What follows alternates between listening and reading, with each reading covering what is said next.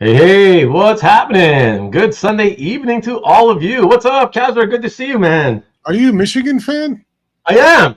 So is it Les Bleus and you just went to the U.S. and did the same thing? Pretty much. I'm a Penn State guy, so thank you for what you did. Hey, there we go. Hey, Big Ten. But, I respect Penn State. It's still a rival, but, I respect them. But, They haven't been rivals since Bo Schembechler and Joe Paterno were going after one another. Yeah. But Ohio State, that's a whole different story. So had to do that. Hello, everybody. Welcome again to the show. As always, appreciate having you guys here. Please give a warm welcome, which I'm sure, given that I see almost 50 comments already in the last couple of minutes, you've already given Kasra a nice warm welcome. So I appreciate that. And I will jump in to see you momentarily. Let me just get the quick promos out of the way. And also say, first of all, shout out real quick to the last couple of subscribers, Doug C. and the Turners. Welcome to you guys. I hope that you come in for a live show at some point. That's what my channel is structured for. It's for the live show. Much more fun that way. So it's very interactive. So I hope you guys do that at some point. But yeah, if you can only watch on Rewind, then do that as well. Yeah, thank you and welcome again. So, okay, Carl, my friend Carl Sodergren from Carl's Collection, just real quick. No bagged and boarded episode this week, Carl. I don't know if you're here in the chat yet or not, or if you're coming in later. But everybody, there you go. Oops, sorry. I guess I shouldn't have put in the unboxing 36 with it. But that's the link to Carl's unboxing number 36. So please check that out if you haven't already. And for the first time in, it seems like several weeks, Lee Parmenter has a new video out, and I am going to pop that into, there we go, into the chat as well. So there you go, an unboxing from Lee. So please check that out if you haven't done so. And let me see here. Let me see. All right. I didn't get a link this week from Nikki. But I'll put up the link for those of you who by now you obviously should know, but in case you don't, please check out Nick Barucci at the Original Art Experience right here on YouTube at youtube.com/theexp. Here is that fine young gentleman himself. And that is every Friday night at 7 p.m. Eastern, 4 o'clock Pacific. A lot of great art was purchased. It's a claim show, for those of you who don't know. It's an art claim show / talk show. And a lot of really good art was claimed this past Friday. So hopefully we'll see some more opportunities this coming Friday. So please check that out. And Nikki I don't think you guys scheduled this Friday's show yet, so couldn't find the link. But yeah, check that out, everyone. Thank you. All right. Yeah, let me now pop in to the chat room and see which one of our friends are here. All right, here we go. So, Brian, what's up, Mr. Red Jack? Good to see you. I'm assuming have gone off to work as always. But if not, let me know. Number one Marvel fan, pardons for everyone tonight. This should be Ruben's biggest show. Pardons for everyone? I'm not really sure what you mean by that, Tom. With the holidays approaching, why not write to a soldier overseas? The military sponsors letters to the people who are stationed overseas. You can brighten a soldier's holiday. That's very nice of you to mention, Brian. So there you go. Great idea for anybody interested in doing that. That's pretty cool. What else? TJ, what's up? What's up, Mr. Red Jack? Yo, okay, now you guys are talking to each other. Good evening to you, Rickster. What's going on? Ian, what's going on? Good to see you as always. Marcus Way, we want the Kaz. The Kaz is here. The Kaz is here. All Kaz, no breaks. Rick, the Kasra, rock the Kasra. You guys are, Tom, you're pretty bad there with the music. It's not the greatest little pun, but all right. You made an effort. I'll give you that. Happy Sunday, everyone, from the Vivian. Welcome, Kasra. Did you all see the Michigan, Ohio State Rumble? Most of the people here, TJ, do not follow college football, but I watched it. Woo! Oh, yeah. And I apologize to all my friends. I do have a lot of friends who live in the state of Ohio. I do apologize to you, but I have to shit on it just the way you guys shit on me every year when you always beat Michigan. So there we go. All fair in love and war, as they say. And there's another Michigan. There's a Michigander, but going for the East Lansing, Michigan State Spartans. Oh, yeah, no one cares about them. Ooh. What's up, Jason? Good to see you. Good evening. A lot of big finds today. Big finds. A lot of finds today. Are there? Yeah, I didn't watch any of the games today.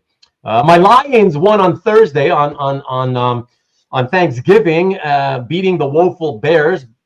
As some of you who may have seen that game know what happened at the end. That was an embarrassment, to be sure. And but it was fun. Good. At least we were on the verge of losing that game, so I'm glad we pulled it out, even though it was only through the fault of the horrendous play calling or non-play calling, if you will. The Chicago Bears.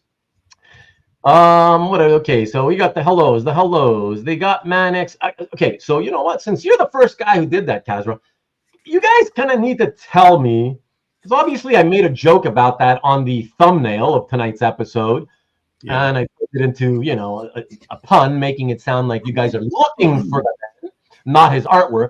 But you got to tell me what's the origin of that. It's like I know it's kind of like got milk. I get that, but you're just kind of basically saying, do you own any Manix art? Is that all you're basically saying?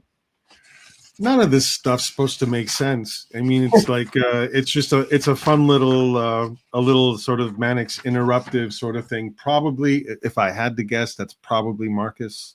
The AI generator of things. Yeah. It just works. Lee Harmon in the house. It's not an interview, Lee. My shows never are. It's just we chat, we shoot the shit, we show and tell people's collections, chat in between. Yeah, I don't I as I've told the regulars for the last 2-3 years, however long this has been going on. I don't prepare questions in advance. I don't think of anything. We just go with the flow. It's all natural and very organic, So yeah, we're just gonna shoot the breeze, and yeah, it'll be fun though, Lee. Don't worry about it. Hello to you, CJ. Good to see you as always. Thank you as always for being here. Jeff Weddings, what's up? Jeff Weddings, greetings, chatters. Greetings to you. I hope you're all hot and dry in Vegas. I'm sure it's probably 108 right there right now still. Hey, Cobby, thank you. I got your email at the last minute.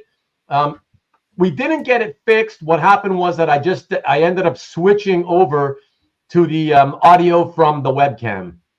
So that's all I could do in order for us to be able to go live on time, We'll have to talk at some point if I can get on with you and try to figure what's going on. But if we can do it privately, if you have some time at some point, anytime you can help, would appreciate it. But thank you, John Brown. What's up? Good evening to you, my friend. As always, appreciated to see you here.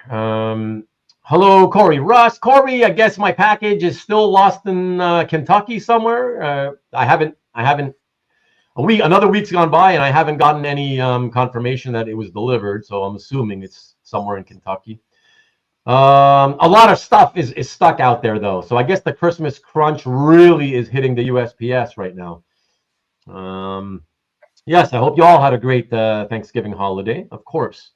He's getting paid. Who's getting paid? Kasra? Or Manix? John's Comics with Kids. Good to see you. Hello. I want Manix's PayPal account. Hey, hi, hello. Whoa, Comic Art Boston. What's up, my friend? I am afraid that I have to catch this on rewind. Just dropping to register my like. I appreciate that. Thank you, sir. Thank you. My entire family has gone to Penn State. Really? Oh, interesting. That's where you guys are from, Tom? I thought you guys were. He grew up in Pennsylvania, but they live in North Carolina. Oh, I was gonna say I thought you were from North Carolina. Okay. I was born and raised in the State College, Tom. Oh, is that where you were born? Mhm. In State College? Yeah, my parents, Wow. my father went to American University of Beirut to get out of Iran, and then ended up Yeah. getting his PhD at Penn State, and that's when they were Oh, nice. bored. They were bored and had us. Yeah, yeah. Oh, wow. Wow. Okay. Wow. But you didn't end up going to Penn State. You went to Chicago, right? University of Illinois, Illinois, Urbana-Champaign. yeah. Yeah. Yeah, yeah. Wow. Oh, that's cool. Cool. Well, hello to the Penn Staters among you. Common Guard Boston saying hello, Kasra. I'm sure it will be a great show. Thank you. Thank you. Enjoy it on Rewind, Comic Art Boston. Then the Gators tried the same stunt at Florida State. Yeah, exactly. It happened actually 3 times on Saturday, TJ. I forget who the other game was, but it happened 3 times. And listen, TJ, it happened to Michigan twice earlier this year. Texas and I think Oregon both planted their flag in Michigan Stadium. And I can promise you that the Michigan Wolverines didn't run out onto the field to try to defend their honor, right? Like, it's fun. It's that's what happens, right? The loser should leave the field immediately, go to the locker room, let the winners enjoy the spoils of their victory. That's it. It's all fun. Whatever. Cass is greater than Haley Steinfeld, says Marcus. He always says the nicest things. Yeah, I agree. yeah. Her mustache. Stingray, we got a new one. We got a new one on my channel. In any case, Stingray, welcome. Good to see you. Ahoy. Wonder if Nick will show up next week. Well, that remains to be seen. We'll see. It's a week away, so we'll see. Let's keep your fingers crossed for me, please. Otherwise, it'll be the 4th time that we have to get to cancel and reschedule. Jesus Cabrera, what is up? The Mets fan himself. What's going on? And Mikhail, let me verbally say hello to you, of course. Now that you're saying hello to Vivian. Plant that flag. What's up? Go Bills. What's up, Sean? Good to see you, my friend. Who else we got here? The Lions got that coach fired. He got himself fired, Marcus. Let's be honest. Come on. That was like horrendous. One of the worst moves I've ever seen by a coach ever. Like, that's going to go down in infamy. Maki Poo-Poo, what's up, Michael? Good to see you as always. Thank you for being here. Thank you for the support as always. Hyder, you're here and you're here early. Wow. G'day all the way from Australia. What's up, David? Good to see you. And of course, we do the traditional, only because I still have it here. Aussie, Aussie, Aussie! Oi, oi, oi. All right. And what else we got? Marcus and his room full of old Jewish writers. I'm not jumping on that one. Marcus the scapegoat. G'day, Kasra from the Ozman himself. And Peter Rowe, what's up? Good evening, compulsive ones. Make mine M.O.D.O.K. Yes, sir. Yo, JC, what's up? What's up? What's up? Oh, Mickey. Hey, guys, back in the USA. Where'd you go?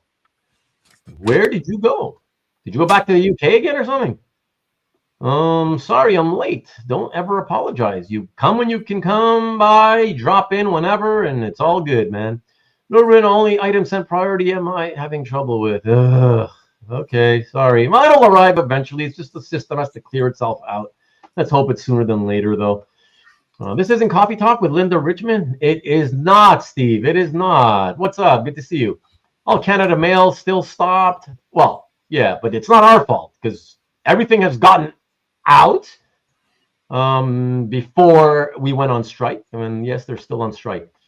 Marcus said I have 3 packages from around the world, all stuck in Louisville. Yeah. Hey, all, sorry I'm late. You got to stop apologizing. What's up, Alberto? Good to see you.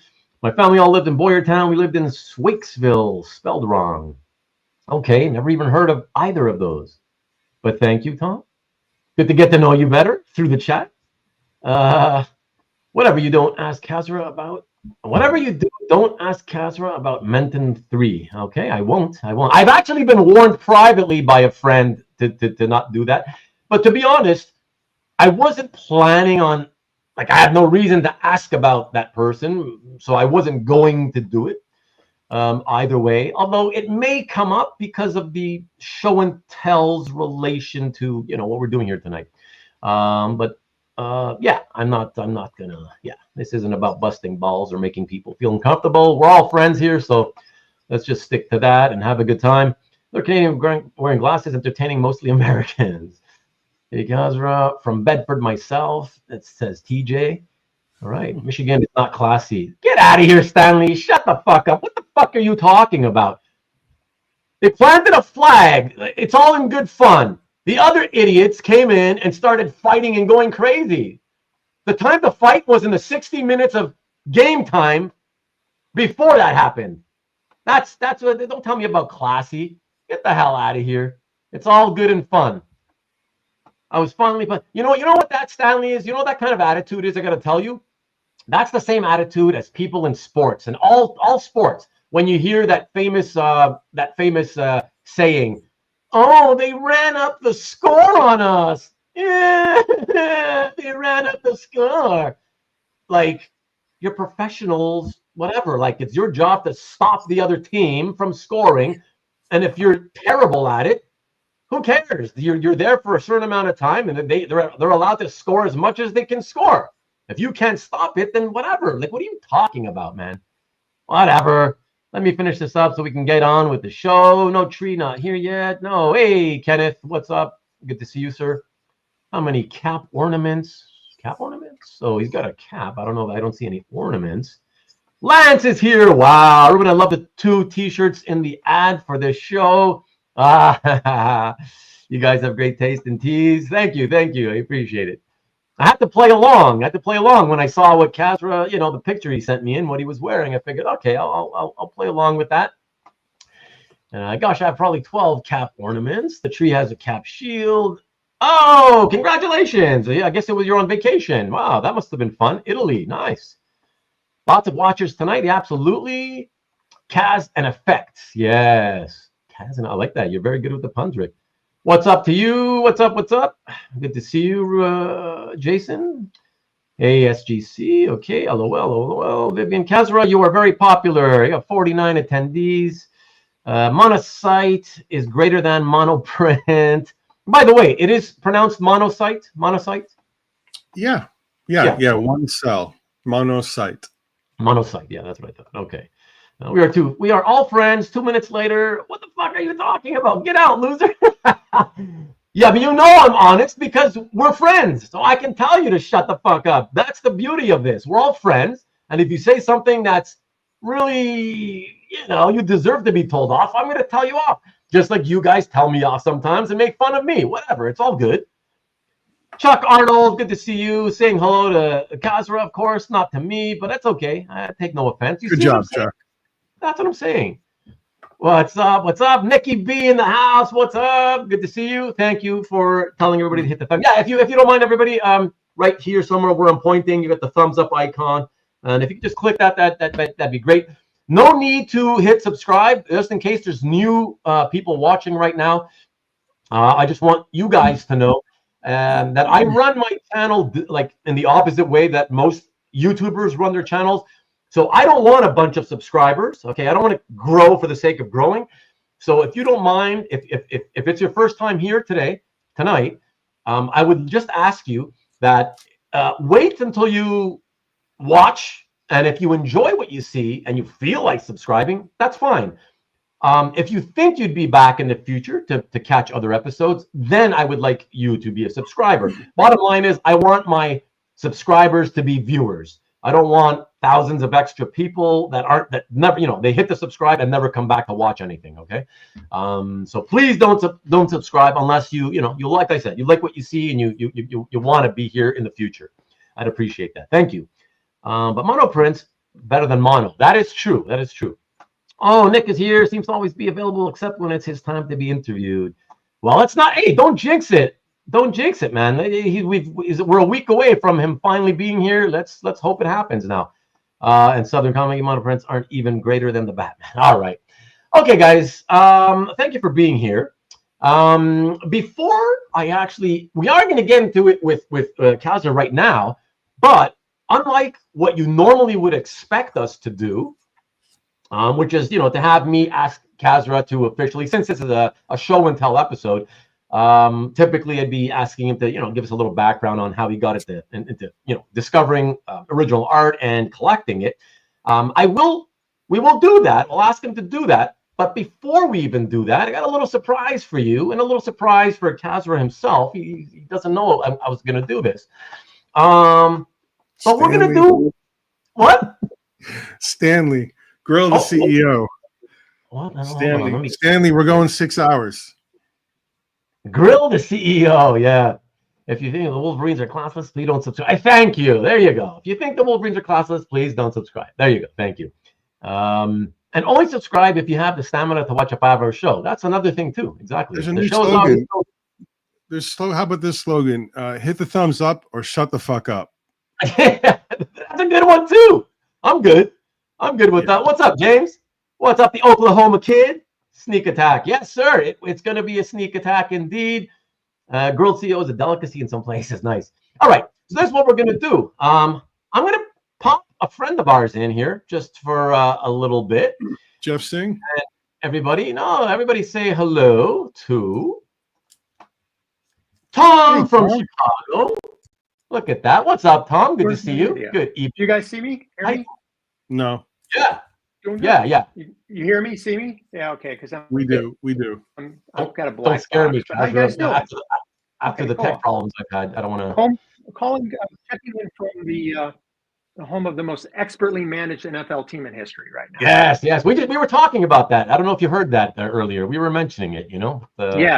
Yes. Yeah. One of the finely managed NFL teams you could ever want right here in Chicago. Yes. Absolutely. So I was trying to keep track of the F-bombs before I came on, and I lost track of like 10. It's a little high. So I'm we put just giving up on the F-bomb tracking. Yeah. Yeah. I figure. You know what, Tom? I've always figured, because my content is long form content, and because I don't constantly pound the drum for people to hit the subscribe, right?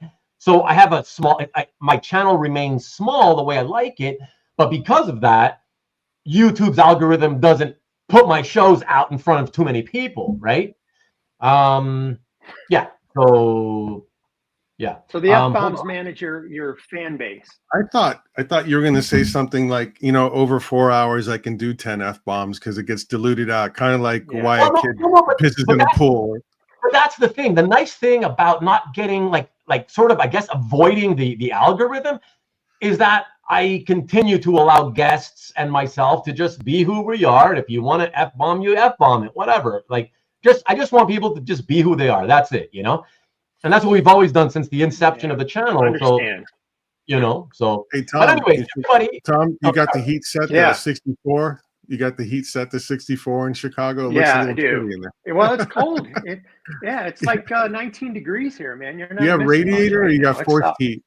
You got radiator or forced heat? We got forced heat. Yeah. Okay. Forced heat. Okay, good. Yeah. In Chicago, you never know. Yeah. Yeah. Okay. So everybody, again, thank you all for being here. And what we're going to do now is, those of you who are regulars and even semi-regulars, you may have seen, we're going to do something we've already done before, one time previously, not all that long ago.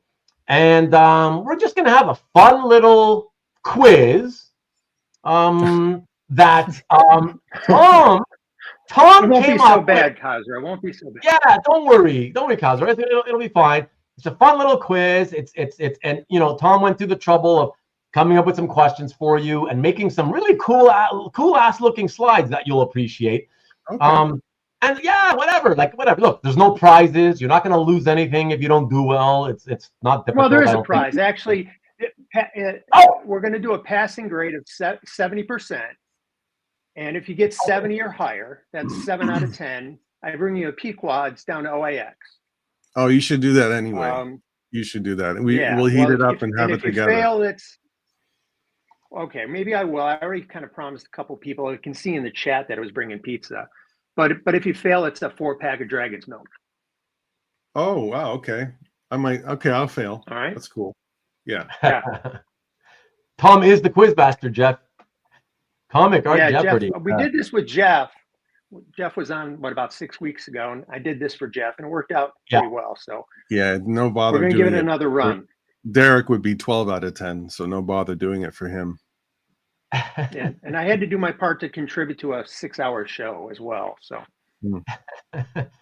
Well, Tom, my wife welcomes you and is wishing Kasra good luck. I don't think he's going to need it. I mean, maybe a little bit. I think it's based on what happened last time with Jeff, I gotta say, I was expecting it. Like you said, that's whatever, just simple shit or whatever. But he barely answered any of the questions, right? So I don't know. I gotta tell you, I was looking at the questions myself as I looked at them to upload them to the system, and even I was like, why would you always expect to answer to ask people to know the answers to some of these questions? So when we get to those, I'll tell you which ones I'm talking about. Look out, Kasra. Ruben may try to plant his flag if you lose. That's kind of gross, man. Will Nick get a quiz next week? I don't got time for that. Hey, everybody. Anytime Tom wants to do it, he's welcome, though. It's fun, whatever, but I'm not going to do it. Welcome, Tom. Not move the fuck on. What? Not move the fuck on? No. Okay. CJ's a little upset. CJ, welcome, Tom. Not move the fuck on. No. He's all good. All right. So you ready for this, Kasra? Start the quiz-a-rooney here. Yeah. Oh, hey, what's up, Carl? You arrived. Hope you had a great Thanksgiving weekend as well, Carl. Thank you. Let me cue this up. Here we go. So these questions are going to kind of be in your wheelhouse, Kasra. How many years were you in Chicago? 82 to 90. Wow. 95? All right. So these will kind of be in your wheelhouse. So I noticed too when we were exchanging emails last week, you and I were at U of I at the same time. Were you at Urbana-Champaign? So I was, yeah. I got down there in 95, and you were there. You left in 96, right? I left in 93. 93. Okay, so we weren't down there at the same time. Mm-hmm. Okay. All right. Can I get a show on the road, Tom, or what? All right. There were probably some small kids on campus that looked like me. Maybe. I would Tom, understand that. Look at that straight face that Tom kept. My lord. Yeah. All right. Can we start where you lived on campus too? Yeah, let's start the quiz. So the questions have to do with Chicago and M.O.D.O.K. Okay. So they're going to be M.O.D.O.K. All right, sounds good. So I'll take the first one, and then we'll switch back and forth. Is that good, Tom? Good. Tom? Good. Good? Okay. I don't know. Are you on the delay or something? Good. Yes. Can you guys hear me? Okay. He's got a little delay. Yeah. Yeah, it seems like you might be on a delay or something. That sucks. Sorry. Deep dish pizza quiz. Call them anything other than dolls. Say Peter. Kaz was lambda. Can we start the damn quiz? Yeah, that's what I say. Please. Why so serious? All right. Marcus was definitely Kappa Alpha Theta. You hear that, Marcus? All right. Yeah. Let's go to the first one. All right. Let's start this. 10 questions for Kasra. Look at that. That's pretty sweet, right? Look at that effort that he went to do that. Yeah. We even have the explicitist S. Liber backdrop from one of my books. Oh, yes, you noticed that. Yep. Look at that. Very awesome. Sacred geometry. Yeah. All right. So, first question is, what was M.O.D.O.K's first comic book appearance? Starting off with what should be an easy one, I would think. Is this for me or you? No, for you. Oh, for you. They're all for you. They're all for you. It's just that he and I are going to take turns asking the question. That's all. I think it's Tales of Suspense 94. I think it was from October 19. Oh, no, you don't have to say that. No, just the issue number. The issue number is good. Yeah. All right. TOS 94. Yeah. All right. Final answer. Ooh, Tales of Suspense. You're doing the Hulk 181 isn't his first book sort of thing. Oh, was it only like a last page cameo in that issue? I believe it was, yes. So. Okay. So then he's right. Then. I will give this to you. Yeah. If it's a tiny cameo, then you're right, Kasra. Yeah, exactly. That's I would say 94. Yeah, when you buy the book, the expensive one's 94. Yeah. Oh, okay. There you go. Yeah. If There you go. M.O.D.O.K's first appearance is expensive, but yeah.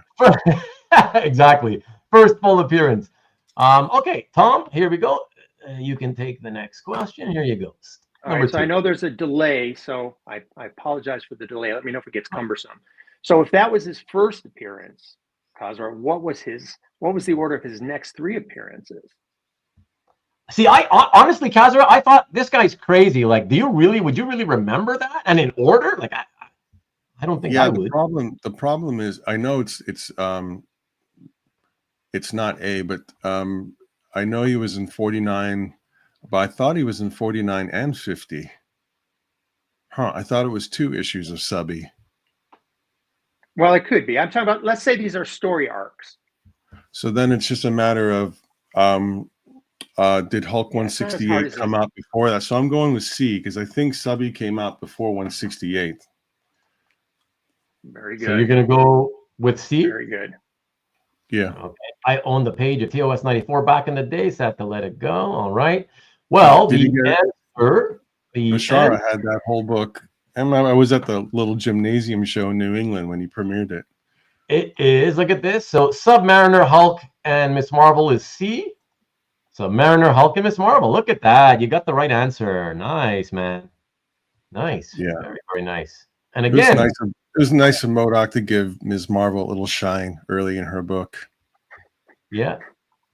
That's cool. Okay. Awesome. Man, you're better than I would have expected. I wouldn't think you'd care enough. Well, low expectations is pretty much how I made my career. But I mean, I just, I figured you're like a fan, from the point of view, because I've never asked you, and I just figured you were a fan just from the point of view of like an art collector, like, look, that would be a cool subject to do commissions for because he's such a ridiculous looking character and, just for fun. So I never really knew if you actually had a love of reading his comic book appearances. You know what I mean? I have never read a M.O.D.O.K comic. That's the truth. Yeah. Really? Really? So if I did, I was 3 years old, maybe on the floor, and I saw some issues with him in it growing up. 3, 4, 5, 7 years old. I don't remember reading them. I don't know if I read them cover to cover. And then I purposely avoided reading anything with M.O.D.O.K in it for the last 20 years. Okay, so you've read some M.O.D.O.K though. When I first came across them when I was like 3, 4, 5 years old, yeah. That's it? Oh, that's it. Yeah. Wow. Okay. Wow. So then I have to ask, why would you not only the first appearance is easy. Like if any of us who were like comic book collectors, that's easy enough if you would remember. It's understandable if you remember the first appearance, but to remember appearance 2, 3, and 4, and in order. Well, mind you, there's no proof you remember. I'm pretty sure. I'm not sure if that order is correct because I believe there was Captain America, 2 issues of Captain America that were skipped because his second and third appearances were actually in Captain America. Does that answer your question in a roundabout way? So you're saying that Tom is wrong? Tom is wrong. Yeah. I'm wrong. Holy crap. No, excuse me. I won't say your research was not totally correct. Right. The research was not totally correct. I will stand corrected if you can push me in the pool when we get down. Tom, your signal is breaking up, so I'll say. But you got the answer. You're going to float. That's right. Tom will float. Tom is a warlock. All right, I'm going to go to the third question. All right, let's check this one out. So M.O.D.O.K was based on a character created by Jack Kirby and Joe Simon named M.O.D.O.K, Marto, Blue Bolt, or none of the above. Marto, B. Oh, look at that quick one. That's a quick one. So I'm gonna show the answer right away. Marto, B, and the answer is Marto. Look at that. Wow. That's really cool. Yeah. And once again, I love the slide. Thank you, Tom. That's interesting. Kirby, that was at least the third time Kirby had used the sort of enlarged head in a chair design or motif. Yeah. Oh, interesting. That's okay. It's part of why anyone who ends up bashing on Stan Lee, let alone loving Kirby, I always give them that as a little fun little thing that they don't know. It's just another sort of McCartney-Lennon song kind of dynamic. One of them did it. The other one didn't. Okay. Peter thinks that was a great question. Okay. That was a good one. That was a deep dive. Yeah. All right. All right. Question number 4 to you, Tom. Here it is. All right, you guys hear me okay? Yep. Okay. Get to reading. Which of the following are not powers of M.O.D.O.Ks? Which of the following are not powers he possesses? Time dilation, enhanced intelligence, psionic powers, or teleportation? Well, obviously he thinks he has B, and obviously he has C. It's his primary thing. And then this is where, reading M.O.D.O.K books past the age of 4 probably would have helped me, because someone's going to make up something at some point and justify it with some pseudoscience. So if I had to guess what a comic book writer did, they do like short distances and contained spaces, like even dwarves can run. But so it's a 50-50 between A and D. Can I call a friend? You can if you want. You could call a friend, or just go with your gut. Oh, no, I want to call a friend because it'll be a lot more interesting. I'm going to ask Marcus. Right. What is it? Either A or D? All right, Marcus. We'll wait. We'll call the call a frenemy. Let's do that. Well, call a frenemy, Marcus. A or D? There you go. We will await the appropriate number of seconds for the YouTube broadcast delay to allow Marcus to answer us. And see we can allow Marcus to be passive aggressive and not answer. Well, he did answer though. He's going with D. So now this is the fun part. Is Marcus lying and misleading or not? Right. There All you right. go. Here comes the answer. I'll go with D. Look at that. It is 2. Oh. It was a trick question. There you go. There you go. A and D. A and D. Interesting. Wow. Hey, that's kind of tricky of you. You get 50% on that. Oh, I said it was either A and D. Come on. Yeah, no, I'd give that to him. Are you crazy? Of course you give that to him. I think I get 2 points. I get 2 points. Yeah, not only was it a trick question, but he figured it was either or. I mean, he landed on both of them. So yeah, you get that for sure. I think if I get questions like that, I should get a entire keg of Dragon's Milk down here, Tom. And Pequods. Maybe even hand cut and served. Double point for sure. I'll say that. All right, next question. Let me see. All right. So, next question. I'm making a note. Stanley's the hater tonight. What's up, Stanley? You grumpy? Stanley seems very hateful tonight. I don't know what's going on. But Howard Chaykin's American flag took place in Chicago in approximately what year? This seems like a giveaway. Early 2000s, early 2100s, or early 2030s? I read that the week that it came out and never again. I have no idea. I mean, I'll guess. Yeah. Really? Oh. Interesting. All these guys are giving. Look at this. People are taking. I'll do it. It's a Chaykin thing. So Chaykin wouldn't talk about something that wouldn't occur in his lifetime because he needed to be proven right eventually. So I'm going to eliminate B. You can eliminate. Is that a reasonable elimination, guys, or am I totally wrong so far? Give me that. Nah, you gotta at least take the guess. Take a chance. Why not? So that the process of elimination is the fun part. And so near future, Chaykin, 2000s or 20, man, those are both so close. But I'll just go, C. Okay, you're gonna go C, and Nikki B is going with C, and I look at that, Chuck saying C. Well, Chuck says C. I'm right, and the answer is C. Early 2030s, indeed. Yes, sir.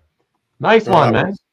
Good educated guess, Kasra, man. I mean, you know. Well, I thought that Tom, knowing Howard, maybe Chuck too, with not believing it was 2100. Hopefully, that was a little funny.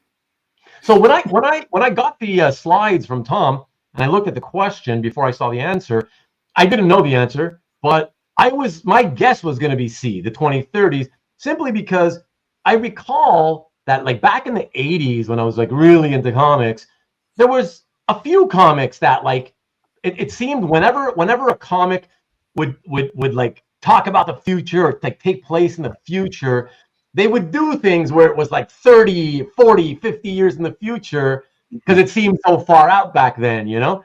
So that's it. For that reason alone, I would have guessed 2030s. And mine was mine was based on Howard's ego. And I think he picked a date right before he thought he would die so that he could see it and say that he was right before he passed. Are you being serious? Yes. Yeah. That's a very good analysis of Howard. Thanks. Is Bert's Place still open? See, are you kidding me? How does he know about Bert's Deli? Bert's Deli, if that's what he means. Or he's talking about Bert's, the original pizza place that ended up becoming Pequod's, one or the other. All right, Space 99. Or he's talking about something from a Chaikin book, and I have no idea what he's talking about. Yeah. See, Chuck, thank you, Chuck. Probably right. When you say something nice about Howard, everyone else thinks it's an insult, right, Chuck and Tom? No. You would admit it. He's a man who likes to talk to a man who likes to talk, especially talk shit. So there you go. That's true. Very true. All right, Tom, here's the next one. Kasra, let's see if you can answer this one. Check it out. Oh, my God. Should be a giveaway, right? Oh. Tom, read it. You going to read it? What's the name of the talking cat? There we go. Can you hear me? Yeah. I'm on fiber. I don't know why it's so slow. What's the name of the talking cat in Flag? You can call on the group. Oh, interesting. It looks like Kasra's looking down at another device, so he's looking for the answer or something. I don't know the answer. No, definitely. I'm just getting a lot of messages from people. I don't know why. You guys, they have nothing better to do. Is it from messages from the people that are currently watching this show? I think maybe one of them. Yeah. No, I don't know the answer to this. Period. Okay, let's see what other people say. Right. I mean, if it's Howard, the name of the cat is Pussy. Okay. Across the street from Pequod's, said CJ. Go to deep dish spot. Okay, so Rick says Raul. Nick says Raul. CJ says Pussy Mouth. Tom says Raul. James says M.O.D.O.K. No multiple choice. Nah. It was Kasra, says Alberto. Raul. Jason says Panthro. Raul from Chuck. With the correct spelling. Faster. Toonses says Marcus. Yeah, correct. A lot of cool pages from this cat. Ask anyone but Marcus. Toon says the driving cat. Joe Dirt. That's about it. And can we get some Black Kiss questions? I know that book much better. Yeah. Unfortunately, there won't be. No Black Kiss questions. We got to make sure that. What are you going to go with? What are you going to go with that, Kasra? Raul spelled the way Chuck spelled it. Raoul. Yeah, but don't forget though, we don't know if we can even trust that Tom spelled it correctly. So yeah, we'll see. Here's the answer. Tom. Oh, Chuck. Oh, see, right. It's the right answer. But like, I'm serious. When I saw this, I was like, oh, I remember Raul. But I also kind of felt like that it was spelled with like more than 4 letters. But I'm not sure. You know? So Chuck, can you confirm that you know for a fact the O is in there? Just out of curiosity. It's on the cover. Oh, I didn't even notice that. Yeah, okay, let me check that out again. Oh yeah, look at that. All right, Tom, right in there. It's good for you, Tom. I take back what I said. Tom, as far as the spelling goes, yeah, you got it, and Chuck was wrong in the spelling, but that's okay. That's cool. And Rickster, you guessed it too. So, all right. Next question. Scratch. Which was not a Chicago comic book shop in the 90s? Variety Comics, Comic Kingdom, Lakefront Comics, and Graham Cracker Comics. Which one was not a comic shop in Chicago in the 90s? Graham Cracker's been around forever. Yeah. Comic Kingdom, I think, has been around forever. The other two I never heard of, so it'd be a guess between A and C. And Lakefront sounds like a dumb name that a Chicago comic store would use. Variety Comics just sounds like just a terrible name. It is a terrible name, actually. Yeah. Doesn't mean it's not. It doesn't mean it's not real, but it's definitely a terrible name. No, exactly. Yeah, I mean, Yeah. Lakefront Comics would be the name of the comic book store in a movie set in Chicago, like a Hallmark movie. So it's almost like a dumb name in its own way. But I'll go with A. You're gonna go with A? Okay. I will say though, if I remember the slides correctly, I will say that I think this was another trick question. At least I felt it was tricky. Okay, let's see. Maybe. Tom, do you know what I'm getting at, Tom? I do. Yeah, okay. You're outthinking yourselves. So okay. Graham Cracker. Let's see what Kasra thinks and everybody else thinks. I think this is a kind of a trick question, but here's the answer. Check it out. C. Yeah. Lakefront Comics, and I made Lakefront up. Yeah, it sounds like something from a Hallmark movie. Yeah. I Sorry. know all the shops now. But hold on, did I miss a slide, Tom? Didn't you have? Was this not the question you gave me a slide? Oh, okay. So I confused it with another one where you asked about the geography, and I don't want to ruin it in case it's probably coming. Yeah, don't ruin it. Tom, when did Graham Crackers open? That's one thing I didn't know. That was been around for a while. Graham Cracker, Variety, and Comic Kingdom were both the oldest, but they're both closed. Right. Graham Cracker is still open. I feel like I remember Graham Cracker ads in the overstreets in the 80s at least, right? Yeah. That's kind of how I remember it. Could be I used to go to Moon Dogs.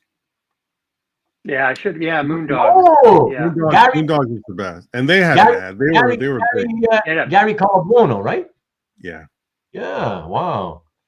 We had a huge collection there. Yeah. Wow. All right. Excellent. All right. Let's keep going. Here's your next question to read out, Tom. Check it out. What was the name of this memorabilia shop? Comic shop. Doesn't look like Kasra sees any familiarity here with this. I thought you would have passed this in your adventures. No, is that near Wrigley Field? Is that on Belmont? Yes. It's on Addison. It's amazing. I knew that it was right near there. It was right near like sort of Belmont and Clark area. So it was just a couple blocks over from there. And yep. Was that? Yeah. That one, is this the store that? Okay. There was a store a couple of doors down from the alley, like a block or block and a half down, and it used to have the most over the top funky shit in it. And it closed down. It was basement level. No, I don't remember the name. Yeah. Yeah, I was going to say what Alberto says. Yesterday. Lakefront Comics. Or Variety Comics. Yes, it might be a 7-Eleven right now, Stanley. We're not sure about that. But that's funky shit. So the answer is stupid. Another shitty name for a comic shop, I must say. Sorry, Tom, if it was one of your favorites, I apologize. But it's I don't know, yesterday? At least apostrophe it, yesterday's comics or something, like, I don't know. Yesterday? Just yesterday? You figure they just sell Beatles memorabilia or something. I don't know. It just seems weird to me. But it's funny though. So given Kasra, given that you were kind of guessing the right location, does it mean that you may have passed it when it was there? Like, does it still exist? I don't know how to explain it, except that photo looked like right near basically Belmont and between Clark and Addison right there. It's like geolocated. I basically spent all my time in Chicago within 3 blocks of there. Do you remember Mama Desta's Ethiopian restaurant at Clark and Belmont next to the Dunkin' Donuts? No, Mama Desta's was my favorite. Remember the place. Dunkin' Donuts, but not the Ethio. Yeah, the Dunkin's was where I got my weed and STDs. But 2 doors down from there was Mama Desta's and Guitar Center. So that's where I spent a lot of time there. Yeah. All right. So let's keep going. We're close. We're zeroing in. Yeah, it's not bad actually. All right. So another couple of questions. I'll take this second to last one here. Is this the last? 09? Oh gosh.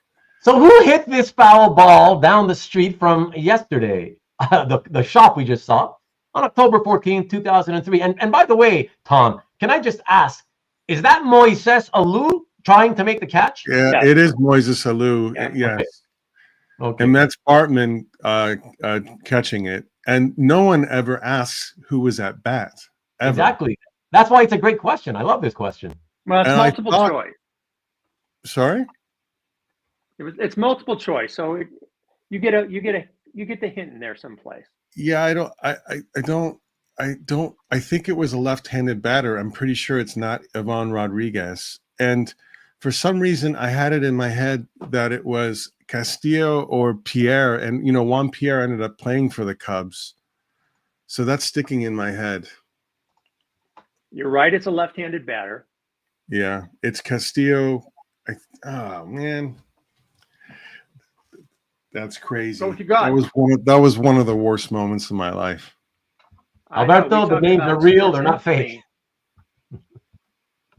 Yeah, I was at this game. Oh yeah. And I still have scars. Oh, that's cool. Yeah.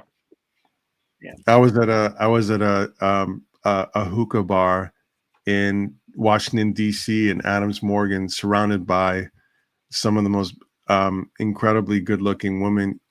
And all the TVs were on, and I was pretty much the only person that melted in that place. And they were looking at me like I was like having a mental breakdown. Yeah. Surrounded by beautiful women, and you're crying. Pretty much. That never happens. Yeah. Are we going to get an answer or not? What's happening here? I would just be guessing. Yeah. Well, you got to take a guess. Here, take a look at them, and I'll say, I don't know. I'll say Castillo. Why not? All right, and the answer is. Yeah, look at that. Woo! You were right. Nice. It was a left-handed batter.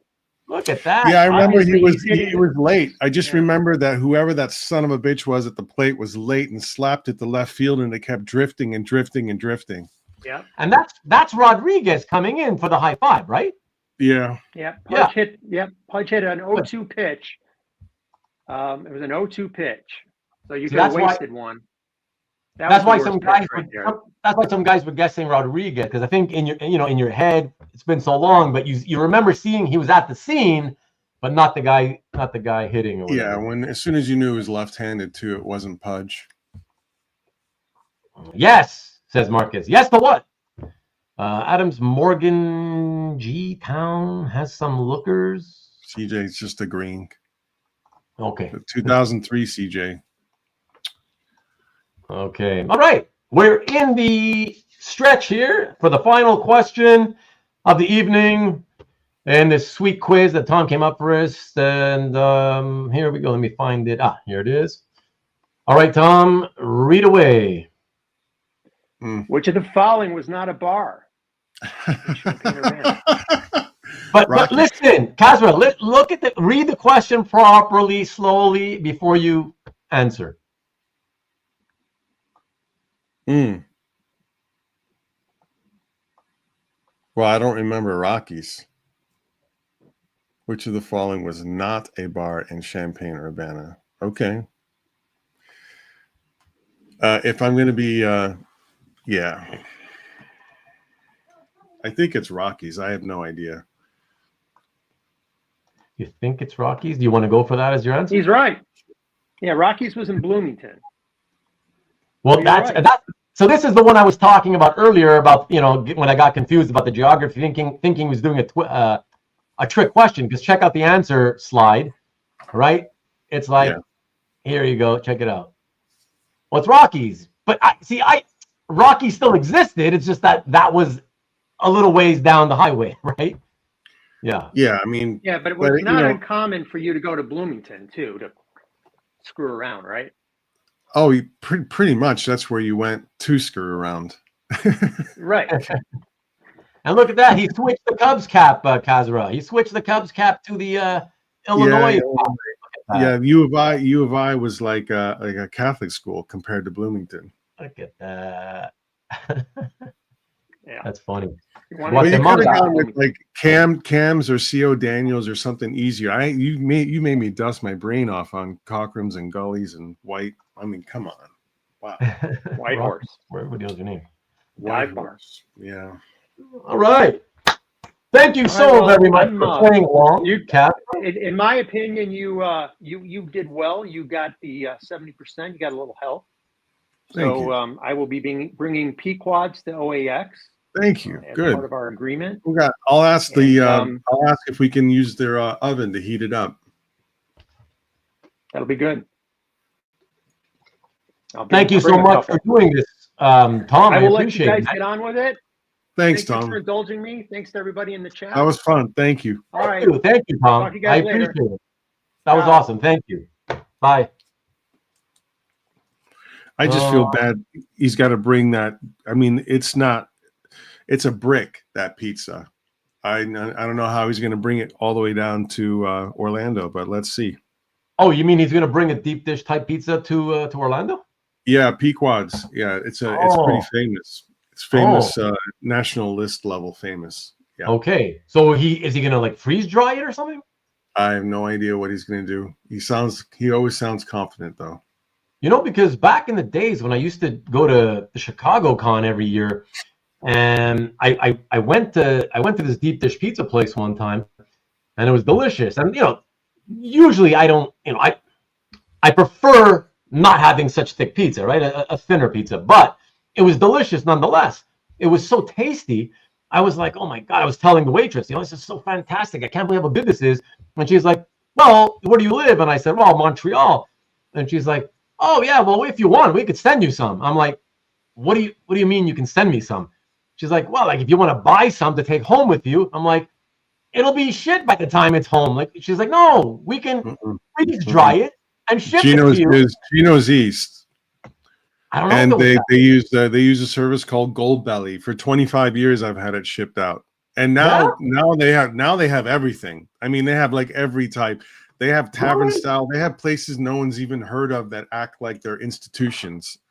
Really? But yeah, I used to fly it out wherever I lived. Yeah. Wow.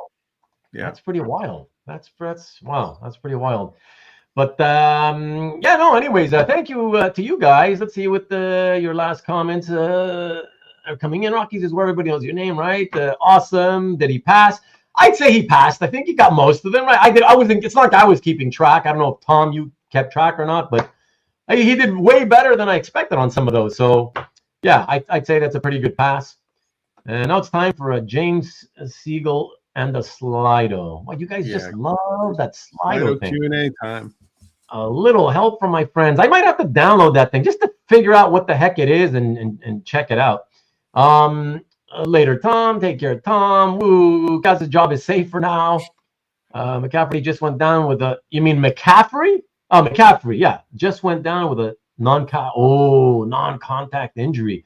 Those are never good. Wow. And what? And only his second game back? Whoa. That's not good. Tom is a man with a plan.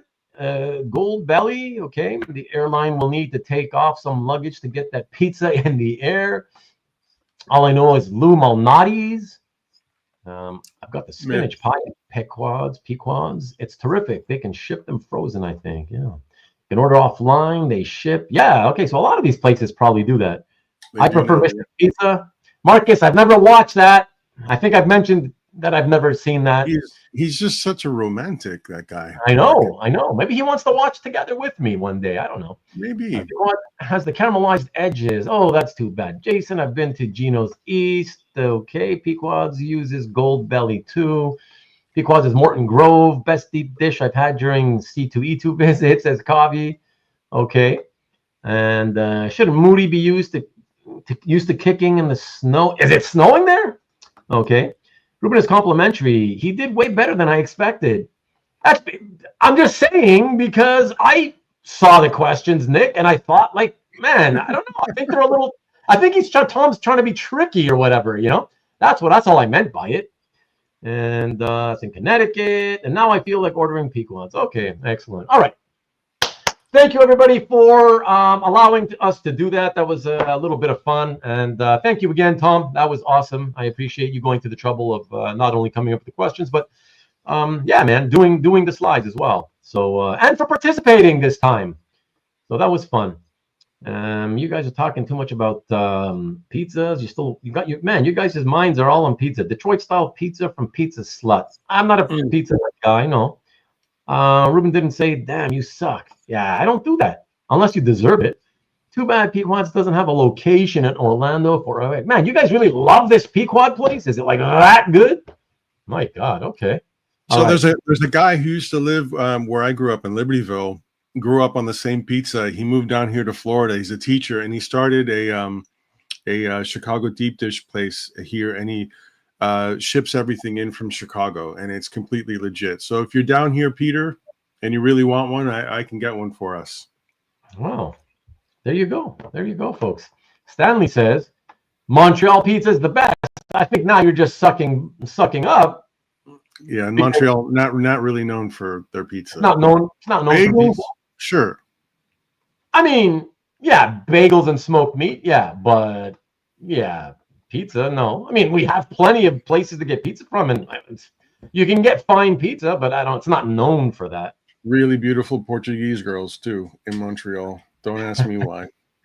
You told me that many years ago. I remember you telling me that. That's funny. See, because I lived on Rue de l'Esplanade, and there was a Portuguese church one block from my house. Yeah, the Portuguese little Portuguese communities there. That's why. Yeah. It was it was incredible. But Peter, yes, I'm for that. What are you answering? Who are you answering? Sorry, Mackie Poo Poo. We're gonna have to move venues to get catering. And Marcus says, right on schedule, 0 pieces shown per hour. You love it. You know you love it, Marcus. You know it. Have them cater at AOX. I'm ready for some deep dish at AOX. Geez, everybody's getting crazy for pizza all of a sudden. I had a lot of Chicago deep dish pizza in college, albeit not in Chicago. Apparently, I can order Pequods and get it here by Wednesday. Do it. Yep. Do it. All right, Kasra, let us get into this. If you don't mind, just take a few minutes just to let everybody who doesn't know much about you as a collector. I thought we were going to do some stretching exercises. Stretching exercise. Would you like to do that together? All right, everybody. We're going to do stretching. No. Super nice. Super nice. Yeah, no, if you could just let us know, how you discovered original art and, what prompted you to buy your first piece and just kind of start collecting it on the regular, I guess. I started reading comics like when I was like 3 or 4 years old in State College. But I was like a lot of people. I had no idea about original art. So it was, long story short, it was around 2002. My brother said, that you can buy the original art that were in the comic books. And I was like, what, obviously, what are you talking about? And then he showed me Albert Monocyte. And we looked at a couple of artists we really liked. One of them, Canadian, you might remember from back in the day. You remember Vatche Mavlian? Mm-hmm. Loved him. Amazing. And Sam Keith. Those were the two that we first looked at. And Albert, Sam had just come out with the Hulk Wolverine. Like it was a 4-issue limited. It was a really, really sweet story. And the art was unbelievable, stunning. I'd never heard of Sam Keith before. And I remember that there was a percentage of the sales that were going for a nonprofit. And my brother and I kind of latched onto that as a reason to buy an unbelievable number of pages from that book. Like we bought like 15 or 18 pages, and we'd never bought a piece of comic art before. And that was it. Of the Sam Keith stuff. Mm-hmm. But no, not that it's my business, but like, wasn't Sam's stuff, relatively speaking, of course, to that era, wasn't it always very expensive? Like, how did you just get into it and just suddenly start buying tons of pages? I don't remember them being all that expensive. Really? And I may have bought 6 or 8, and my brother may have bought 8 or 10. Wow. And some were colored, not painted, colored, and some were black and white, half splashes, whole mix. I don't remember them being more than $300 or $400. Okay. But okay. anyway you look at it, though, it was a real amount of money. That's a lot of money. Zero to 100. I mean, we've never bought a single piece of comic art before. Yeah, that's my point. And this is like, you say around 2002? Yeah, maybe. 2002. Yeah. Yeah, man. $400 is a pretty healthy amount in 2002 for a piece, and that's why I'm saying it's pretty surprising that you guys not only started, but you dove in head first, like 6 pieces for you, 8 to 10 for him, like at 400 a crack. That's what I was saying. It's a lot of money. Wow, that's impressive. And then we bought a whole bunch of stuff directly from Mavlian. He had that Wolverine, Daredevil, and Wolverine Spidey books. Those are the 2 books. And we got just stunning. You know his work. You've seen his work. It's unbelievable. Bought a lot of that too. I still have a lot of it. Oh, do you? Yeah. Oh yeah. Yeah. Vatche. What I remember from what Jeff told me, because he's a Toronto guy, and right. what our mutual friend Jeff, he was asking about him. Actually, funny enough, earlier this year, and I said, whatever happened to him, because I know he obviously left the industry, but I think he said something about, I don't know, I guess he just couldn't get enough work, or I don't really remember. I don't even know if Jeff really knew exactly what the reasoning was, but that he just got fed up with it or something, and just said, you know what, I'm going to leave this. There's a Vatche. Yeah. I got a whole stack of them right here next to my desk from illustrations that he did for some gaming sets. Oh. But yeah, he was more interested in playing soccer and fixing cars. Oh, really? He had talent to no end, and he did an odd thing. It was the first time I'd come across it. I mean, I bought art from him for like the next 4 or 5 years. He determined the price on a piece exclusively on the amount of time that he spent on it. I always thought that was really interesting. It was independent of sort of where it was published or anything. It's like, this was a $90, this is $175, this is $350, and it wasn't the size or anything, it was the time. Okay. Yeah, that's an interesting way of doing it, but he's not the only guy I've known to do that. I mean, like you look at a more well-known artist as an example, Terry Moore from Strangers in Paradise. Okay, no kidding. Yeah, he it's crazy. Like, you can, and it's not like he told me this, but you just can figure it out pretty quickly by seeing what he does. And it's like, you go to his website. I'm assuming he still does it the same way, but I don't really check. But you go to his website, if he has an art drop, and every panel page, regardless of what's on it, $400. And it's like, oh, okay, like, okay, oh yeah. And then I realized, oh, okay, he's not thinking from a collector's mentality. He's just thinking, look, every sort of panel page takes me roughly the same amount of time to design it, lay it out, pencil and ink it, and that's it. So they're all worth the same for my time, right? It's all about the time. So yeah, it's kind of weird. All right, so then you got into that when you guys bought up a whole bunch of those pages, the Vatche and Sam Keith stuff. Was it like, did you guys continue to then just full board just keep going and buying art, or did you take a break at any point and just come back? No, I went drunken sailor for at least 5-6 years. My brother not so much, but I had my hit list. I grew up on Leighton and Romita Jr., Iron Man, and Sienkiewicz. I had a hit list, and there wasn't any. This is a cool page or not a cool page. It was any page by Leighton or anything by Sienkiewicz, that kind of thing.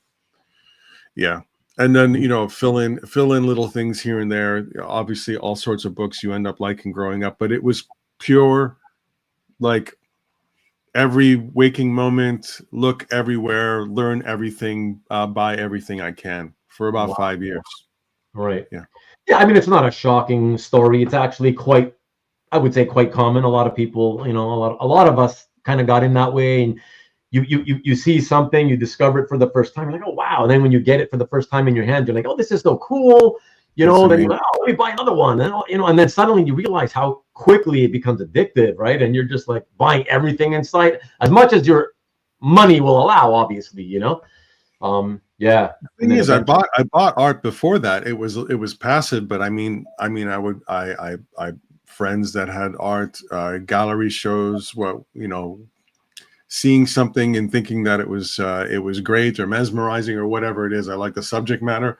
I had original pieces of art in my home. I knew those things existed. I never made any connection to comics. Okay. Well, I guess this goes good with Stanley's question. Did you like other forms of art before comic art? I would think so, right? Like you were attracted to it. But no doubt that, again, there's the thing about comic art is we all have, I'll just call it comfort or expertise in it. So we spent 10, 20, 30, 40 years reading it. We have a lay of the land. We have an idea. We know the artists and the time periods and the storylines and the characters and the pages and the pairing of pencil and inker, and we have some dominion over a very complex, huge field of art. And it really ended up being just an incredible gateway into getting deeper into illustration art and gallery represented artists. And I ended up working with sculptors. I have a lot of sculptures. I have marionettes, which are just gorgeous. I mean, just incredible stuff. That's where it led me to, but it was always a firm foot firmly in comic art all along. Wow. Yeah. And let me ask you if I can go backwards in time just a little bit for a second, because you mentioned that you started in 2002, which surprises me because I was expecting earlier. And not only 2002, but the fact that you didn't even know Sam Keith. So are you saying that you and your brother had spent perhaps most of the 90s away from comics in general? Is that what happened? Oh, okay. Oh, yeah. Like I took a break pretty much from about 88, 89 to about 97, 98. Oh, okay. And then even when I came back in 97, 98, I picked up some monthly books, but it was mostly to catch up on the last 10 to 12 years. So it was a lot of collected edition type stuff that I missed out on. Yeah, I didn't. That's what I tried doing too, because I was away for about 8 years myself until 2000, 2001. And I did, I was like, okay, let me just go back and get trades and stuff, see what I missed, that kind of stuff. So, now that I think about it, it was probably something as stupid as the fact that I think my brother moved to San Diego in the early 2000s and the San Diego Comic-Con was there. And it was this unavoidable giant. And he's like, this is something that we should go to, that kind of thing. Right. Okay, very cool. And I guess the rest, as they say, is probably history, right? From then on, I've always been like, I'm, interested or preoccupied with the fact that it was just so blind, like just completely blind to it. And then it was a thing that has like enriched and made me, brought me a lot of happiness and exposed me to a lot of incredible stories, artists, people, all of it ever since. Thanks, Nick. Yeah, for sure. And I mean, you've kind of been in it ever since, right? So, and you immersed not only did you immerse yourself wholly into it, but, you ultimately loved it so much that you got into it on the publishing side as well, which is really interesting, Yeah, publishing and then art rep work. Yeah, that ended up being. But that was partly, again, life circumstance. I was working in the biopharmaceutical field, and it was definitely a way for me to sort of hold on to a different path in life that I would have preferred to have taken. So it was sort of a giving back sort of thing and a creative thing and an outlet, but it was very much rooted in a sanity thing as well. Yeah. Okay. I missed part of the last sentence. You ended up doing the path you would have wanted to, or you wished you had done. If it were up to me, I would have been like a writer, director, like a filmmaker, or an ethnomusicologist, or a painter. I would have had a creative life. So when I was sort of, I'll use the word mired in the sort of entrepreneurial biotech world, I did all the art related things as an outlet, as a way of sort of holding on to a part of myself, or making a promise to myself that I would be able to do this in a I don't know, in a more concerted, full-time, real way. Yeah. Right. So is it fair to say, in retrospect, when you look back on your time in school and stuff, you I don't know, regret may be a strong word, but you wish you had maybe not gone into bioengineering? No, it's fine. That's the thing is, I mean, I'm completely resolved about that. I mean, regret, wish, whatever, we're all going to die and whatever, blah, blah, blah. Yeah. Right. So can I really regret the fact that I enjoy life and I wanted to live 10 different lives? Yeah. If anything, I look at that as an accomplishment. Yeah, for sure. No, it's a good way to look at it. Curiosity, joy. Yeah. We have not taken, and so, yeah, exactly. Sometimes, exactly. So, but you're happy now. You're good now. So that's what counts, right? Who knows? Who's happy? I have no idea what that means. What is the meaning of happiness? Yeah, let's go into that. Yeah. But Sean had asked, does this mean that your brother also has art? Does he still have the art that he was buying back in the day? A great deal of it, yeah. Yeah, that's right. Okay, that's what I thought. Okay. We basically collected together, and we just threw things off of one another. We would trade with one another, and eventually we sort of just had a merged a collection. Do you need this piece? Do you like this piece? Do you like this piece in your house better? That kind of thing. What do you think of this? What do you think of that? So for like 10 years or so, it was sort of back and forth like that. Okay, interesting. Who's your favorite X-Men member? Cyclops. I'm going to answer Cyclops. Yeah. X-Men kind of boring. There you go. X-Men sucks. Nightcrawler. Nightcrawler. There you go. They're all good. They're all cool. Pretty cool. I appreciate you giving us that background, Kasra. That's interesting, and yeah, good to have that officially here on video. So yeah, you ready to get into the show and tell portion of the episode? Sure. Yeah. Okay. Jason's favorite X-Man is named Dickbag. Yeah. I think he co-created that one. Yeah. Yeah, it was a write-in. It was a fan write-in. Yeah. All right. Nightcrawler's good. What was your favorite 44 Flood project? I missed those Kickstarters, says Scott. Good question. And it's a compliment and a question. That is nice. The tome anthology was a 12 by 18 inch 200-page anthology with a music CD. I really got to show sort of what I thought about art. So there were comic book artists, illustrators, fine artists, sculptors, people that did clothing design, and I put that book together exactly the way I wanted it to, especially the second volume of it. And the fact that we had a music CD in it, and I had like label signed bands, and went into the studio and we mixed it, the whole thing. It was a real kind of large scale thing that was really satisfying to put out. I would have liked to put a third volume out. I still think about it because I think that the three would have actually formed like a perfect set. And sometimes I still think about doing it, but that's for a different show. There you go. No, good question. Good answer. Josh, is this Tito Josh? What's a Marvel title whose art you think deserves more attention? When? Just in general, I guess. Probably newer stuff. I'm assuming contemporary, but of course you could answer old if you wanted to. Well, for me, I'll just be artist bias. I think anything that Riley Rossmo does deserves a hell of a lot more attention. You're hot on him? Riley has been one of my favorite comic book artists for almost 15 years. You just go back and even just get Green Wake and just see how good he is. If you really love comics, I think you'd really like Riley Rossmo. Okay, well there you go, Josh. What's up, George Hodge? That sounds rad. What's up, man?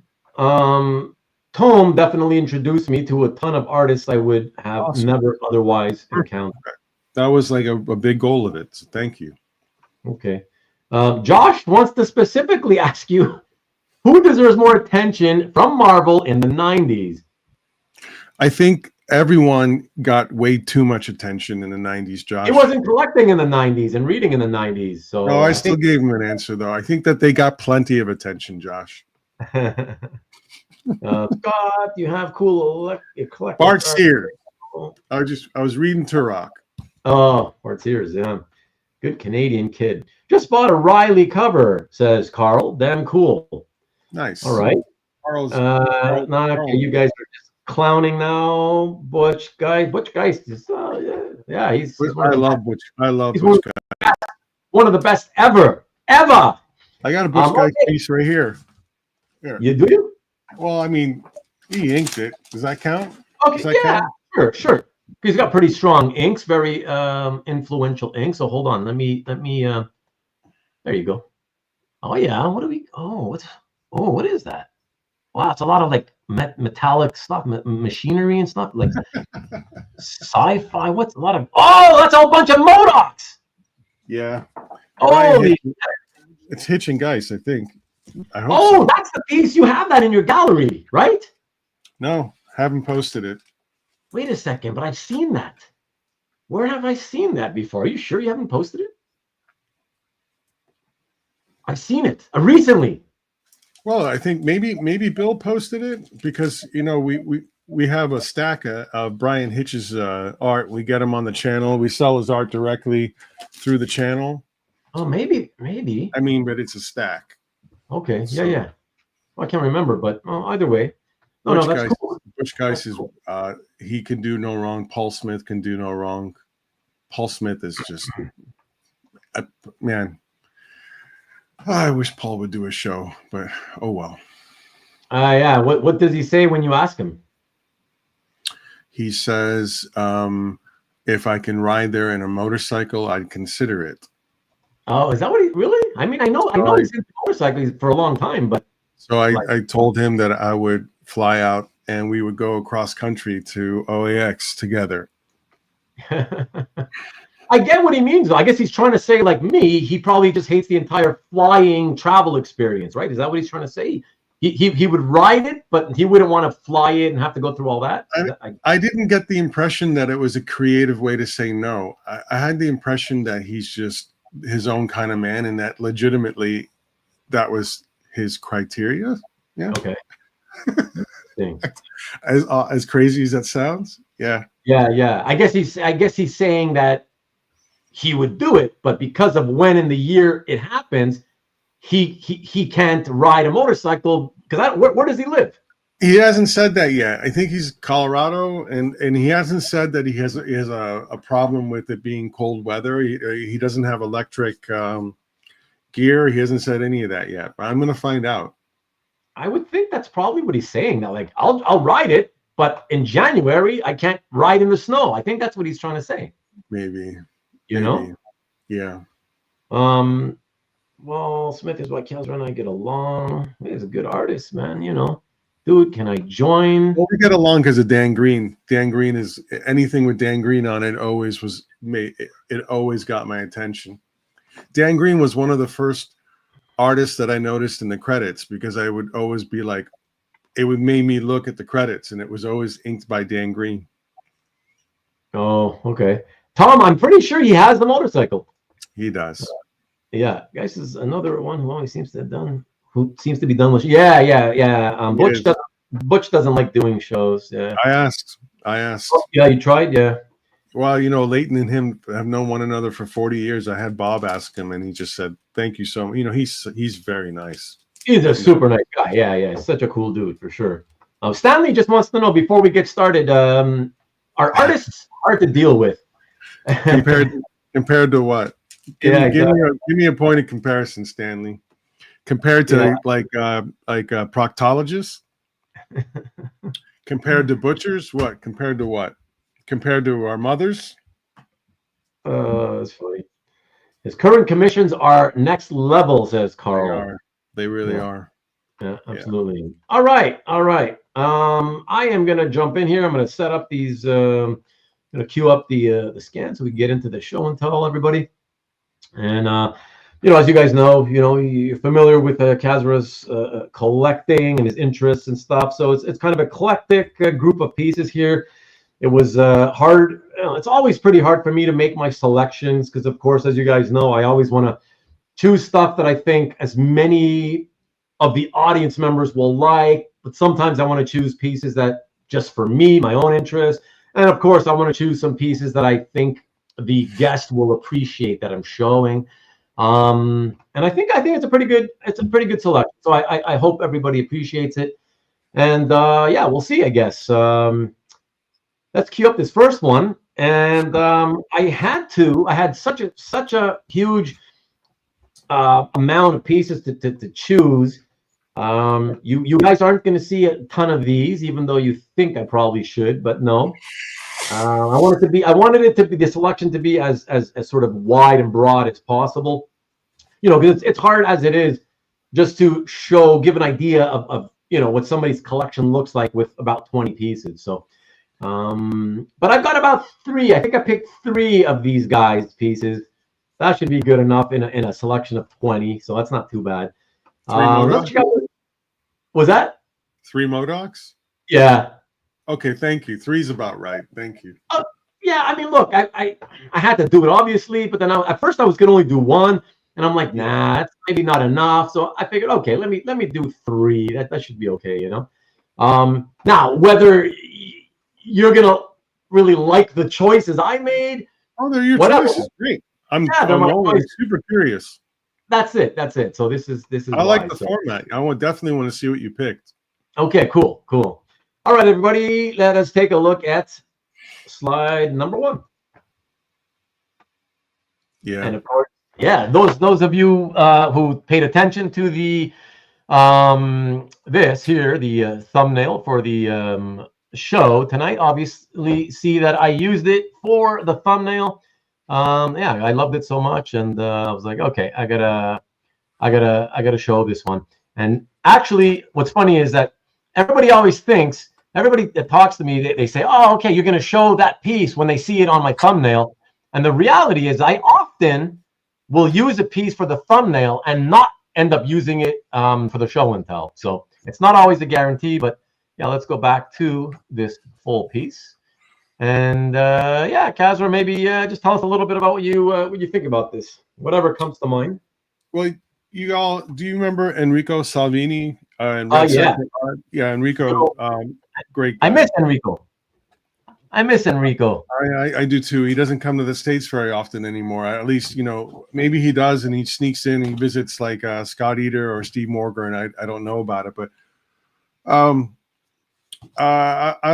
he had a great stable of artists, and Giorgio Comolo was one of them. And I'm a Kirby guy. I don't know if it's my age, or I really think even independent of my age, Kirby just represented something really fundamental and important to me in comics.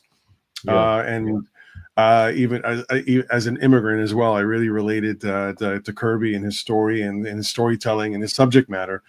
And I like Comolo because Comolo sort of had his own style, really diverse, but was sort of a lot of it was derived from Kirby tech, Kirby shapes. He's phenomenal at it. And I guess I was spreading my wings a little bit with the M.O.D.O.K commission stuff, and I had Giorgio do a bunch of them. I had him do some crazy ones. I had him do ones that I would almost have to show you. where I would find a piece of Giorgio's wherever, eBay, calf from a friend, whatever it was, and I would have Giorgio add a half to it and double its size, and I would, on the other side, I would do something with M.O.D.O.K and make it like a double-sized piece. Oh, okay. And he has an incredible sense of humor. He's really good, and all of that is just, you know, a long-winded way of saying, at some point, Giorgio and Enrico gifted this to me. Yes, I know this that. was a gift. Yeah, that's amazing. That's absolutely amazing. Wow. Yeah, really amazing. Was it gifted to you that year when he painted it, the 2008? I think we were set up at New York Comic Con, Enrico and I together. Okay. And was it 2000? It was 2009, maybe, I would say, at New York Comic Con. Okay. We had an exhibitor booth. We had a table together, and he gave it to me there as a gift in person. I think I remember that right. Yeah. So it was right after it was done. I don't know if I think Giorgio may have done this on his own, or he did it specifically for me. There's another piece they gifted me. There were two pieces they ended up gifting me. The other one was definitely made for me, and it's a Tales of Suspense 94 Sharon Carter Cap M.O.D.O.K retelling gone wrong kind of piece. Okay. Yeah. This one's gone viral a few times. I see it all over. I see it all over the internet. I think I've seen a tattoo. Really? Yeah, it's weird. It shows up in the dark net. Yeah. Yeah. I pulled this one, and you can see it. Okay, because I was going to ask you, Corey wanted to know how big it is. Is it standard like 1117 or 1115? It is. Yeah, I think just short of 17. Yeah. Okay. There you go. Yeah, no, that's a beauty. Is it on regular bristle as well? No, I don't know if it's Bristol. It is a heavy board. It's like, I think he used Ecoline, or basically water-based paints, so it holds up to it. So, you know, yeah, if you can hear that, it's very much like a Bristol. Okay. Very cool. There you go, Corey. All right. Very nice piece. Yeah, and an even nicer gift. That's amazing. Really was. Oh, yeah. And I don't know why I've never framed that one. Peter says ours doc also was a gift from Giorgio, according to your calf. You're right. There you go. I got 3 gifts. You're right, Peter. You're scaring me, but you're right. Our doc, that is. He says our doc. Ours doc, no, for Arzak from yeah. I hope to be gifted art someday. All right, excellent. Let's move on, everybody, to the second piece. And for this one, it's a piece you guys probably are familiar with if you follow Kasra's gallery, because it's one that he posted, you know, one of the more recent ones, if not the most recent one, for obvious, well, reasons that will be obvious as soon as you see who drew it. And it's meaningful because of the content, of course, in and of itself, which was meaningful since the day it was drawn. And then it has a sort of double meaning. Sounds like John Cassaday. Yeah, because of who drew it. So let's check this one out, everyone. Yeah, Captain America from the first issue of the series, page 7, with the Twin Towers and the wreckage at the bottom from 2002. Very emotional, very very powerful piece, you know. Yeah, it really is. Yes, yeah. John he was great on this, and I don't. Sometimes pages like this, taking the subject matter away, you know, this is considered sort of either a storytelling or a mood page or what have you. But as you talk about, I mean, he encapsulated so much about the moment and how it felt in this one. Yeah. Sean makes a good point too. The original, no, not that we don't know this already in general with original art, and that's the beauty of original art, that it shows so much more detail, especially like that bottom panel. My God, when you look back and forth, and this is the reason I love putting them like this, side by side with the published, just so we can compare and just show how much nicer it typically is to be able to get have the honor to look at original artwork, which is something that most comic book readers never get to do. They don't even think about comics in from the standpoint of original art. So yeah, it's beautiful. So I kind of understand what they did with the printed book and essentially how it was colored and made a little bit uniform, or kind of a little bit, it's almost a little more cinematic, the way that they colored it. But I like it. I understand the choices, but the original one and the textures are the way to go for sure. Yeah, it's beautiful. Yeah, beautiful work hobby for sure. Yeah, very, very nice.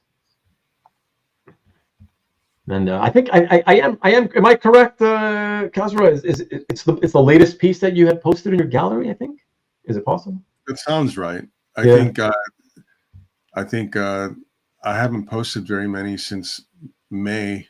That's how busy I've been. I think that was the one or two pieces that I did. Yeah. Okay. Very good. All right. Well, we'll move on to the next piece, and this next piece in your collection is, interestingly enough, an artist who you mentioned during your background info on how you got into collecting. So I wanted to show a piece by this artist, and I think you'll probably be, well, you and anybody in the audience who's familiar with the artist, you'll probably be surprised at which one I picked, but it's because, frankly, I thought this was the best of the bunch. Let's check it out. Sam Keith. Oh, okay, the Mavlian. I agree with you. You have a good eye. He did little odds and ends here and there.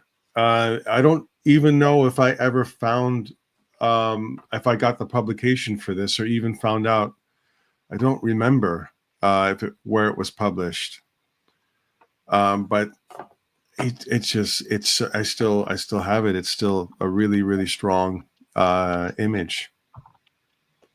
Yeah, and you've seen his work in person, so you have a better understanding of the brush and the pen work on the faces, like on the right and the very far right and very far left.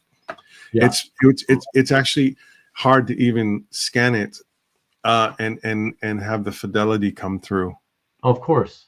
Yeah, that's how it is with this fine line stuff. Usually, it's no matter how good of a scan you make, it's always frustrating. You can't pick up everything. George Pratt knows how to do it. Like some of the pen and ink work, there's some techniques he did when he was publishing books with Eastman, and I never asked him how to do it because it gets fuzzy and gets blurry, and it almost has a dot kind of edge to it. Okay. But he knows how to get around that. That's a reminder to ask him. Great choice. Yeah, thank you. What's the size of this piece? Ooh. Ish. Is it? Yeah. 16, but no, 14. I would say 14 by 11.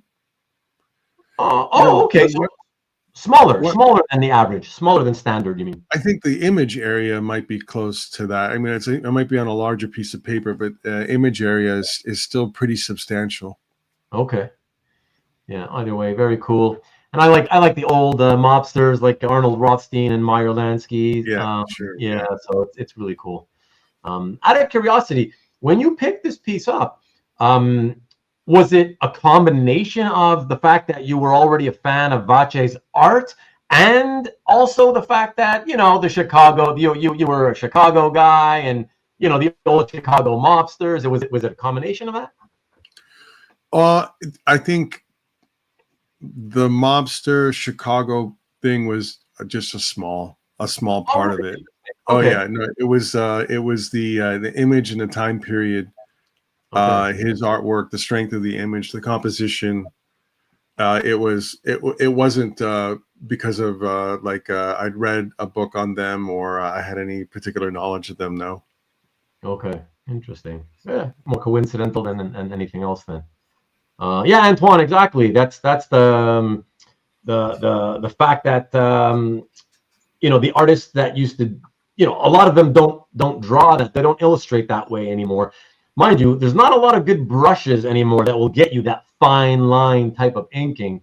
They don't make them like they used to, but yeah, like you say, it gets lost in the production, or with the heavy-handed coloring. You know, either or, the printing or the coloring will destroy it anyways. You know, so. Yeah, it was because it was definitely hoarded. It was because it was looked like Joe Paterno. I just always wanted him to be my dad. So. Oh, that's funny. Almost a Booth-ish, says CJ. Yeah, it's a similar type of like old school illustration, you know? Yeah. Gary Gianni tends to do some of this delicate line work. Yeah, it's exactly. Okay, excellent. All right, let us move on to the next one. And for that, another one of my sort of contemporary faves, no longer with us, but I thought this was a beautiful example. Check it out. Yeah, another more recent one that I posted. Yeah. I mean, the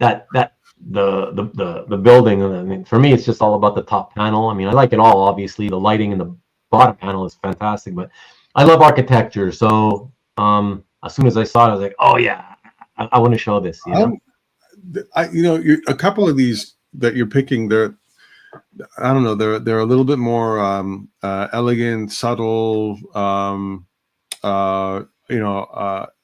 Pages an artist would pick types, right. And so like discussing them, sometimes you just sit there and you just sort of, it's kind of quiet and you just look at the piece. The one maybe, I don't know, I'll call it interesting thing with this one was I was a little surprised by like how much of a strong reaction this piece got on CAF.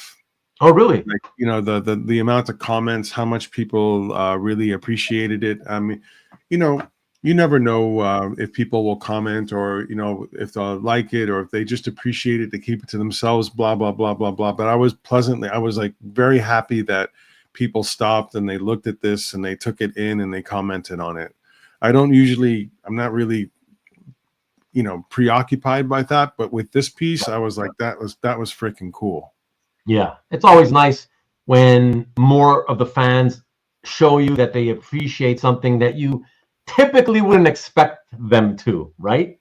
And it's a personal thing. Like I don't even know how to define that other than my own past experiences and what I've seen. But this page, you know, it stuck out. It just stuck out by how positive and sort of overwhelming the response was to it, and that was fulfilling in a weird way. Yeah. Well, when I do this, the thing, one of the many things that I enjoy about doing these show and tells is that as the guy who does all the picking, the selecting of the pieces, it allows me to pick some stuff. As I mentioned earlier, I try to be fair to everybody. I pick some of the stuff I think the collector will appreciate. Some stuff that, you know, the guys in the chat will appreciate. The guys on Rewind will appreciate. But when it comes to the ones that I want to pick for myself, it allows me to pick stuff that like I have always appreciated, even though most collectors often don't, which is pages like that, which most people think, well, that's crap, because there's no hero on it. There's nobody in spandex or whatever. You know what I mean? To me, it's a page to show the aesthetics and the quality of the artist. And I don't have to focus. Nobody should be focusing on muscles and big tits and shit like that. Like it's about the aesthetic, and that's it, and admire it for what it is, you know?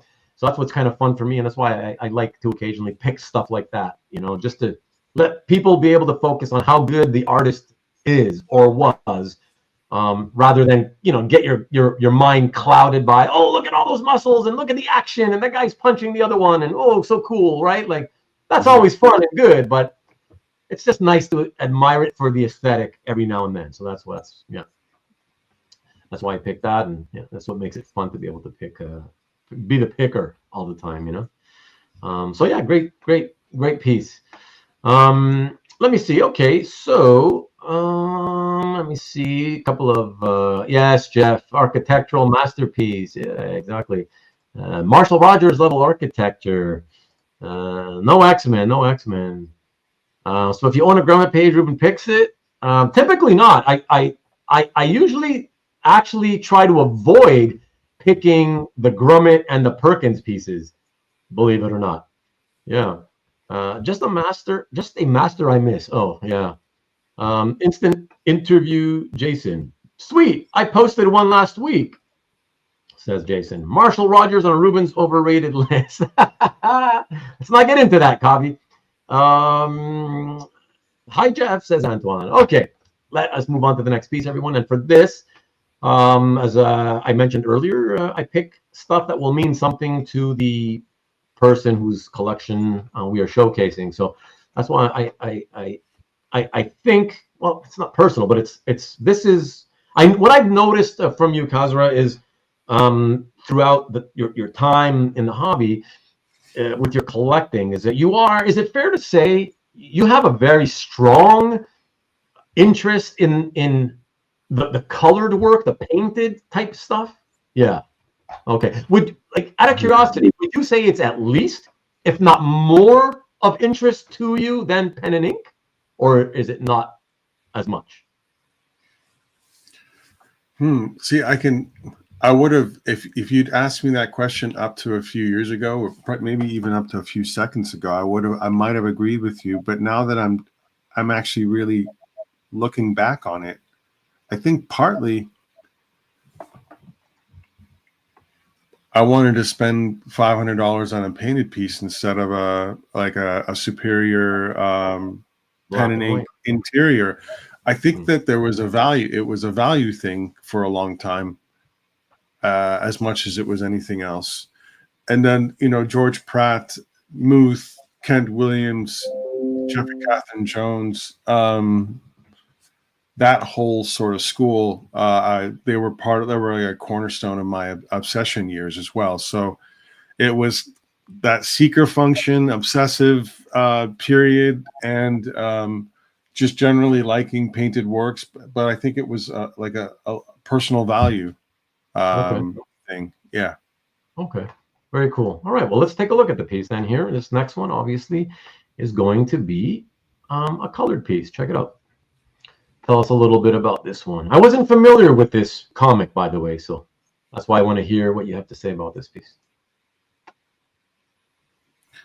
Yeah. Well, so I'm trying to be honest about as I can about this. Yeah, please do. Okay, please. So I mean, I like Kent Williams. He's very easy to like. He's an incredible painter. Yes. He came up with George. They went to the Pratt Art Institute together. Right. I think they were there when Chiarello was there, when Dan Green was there. I mean, there was a big, cool class of students at that time. They kind of artistically grew up together in the mid '80s, and ended up working on Moonshadow as fill-in for John when Jay Muth was sort of falling behind, and yada yada yada. Right, but the story of this piece has, I don't know. So I like the subject matter. I liked the sort of magical, mythical component of it. I like the giant book. What does it contain? Obviously with the character, we know that the figure is very weird. It's a male figure. It's got weird body posture, and but the honesty part about this isn't so much the book. It wasn't a sentimental thing. It wasn't I read this book, I always remembered this cover kind of thing. It was the actual physical object just overwhelmed me. So a friend of mine had this painting, and we put a deal together in a trade in a Red Lobster, I think, parking lot in Connecticut. So it was a weird day. But this painting in person was largish. We sort of get in that 11:14, certainly that 11 by 17 thing. And when we see things that are larger than that, they really almost become a little larger than life or unexpected. This one's pretty large, like I don't know, 22 by 28-ish sort of thing. Okay. And it's on a wood panel, which it's just a tactile, physical object thing that I'm trying to communicate in a really bad way to you. So Okay. the oil paints, the surface textures that Kent uses, the scratches in the surface, it has kind of a it has a violence and a frenetic quality to it, even though it's beautiful. It's like beautiful music, the way that he paints the stuff, and the Egon Schiele sort of influence stuff with the anatomy. And then the outside is almost like an attached template. So that entire arc and that entire outside was sort of some sort of photo that he manipulated and worked over and made a texture out of. And you see how eerie it is. This is just a really crappy photo. I never had this professionally scanned, this painting.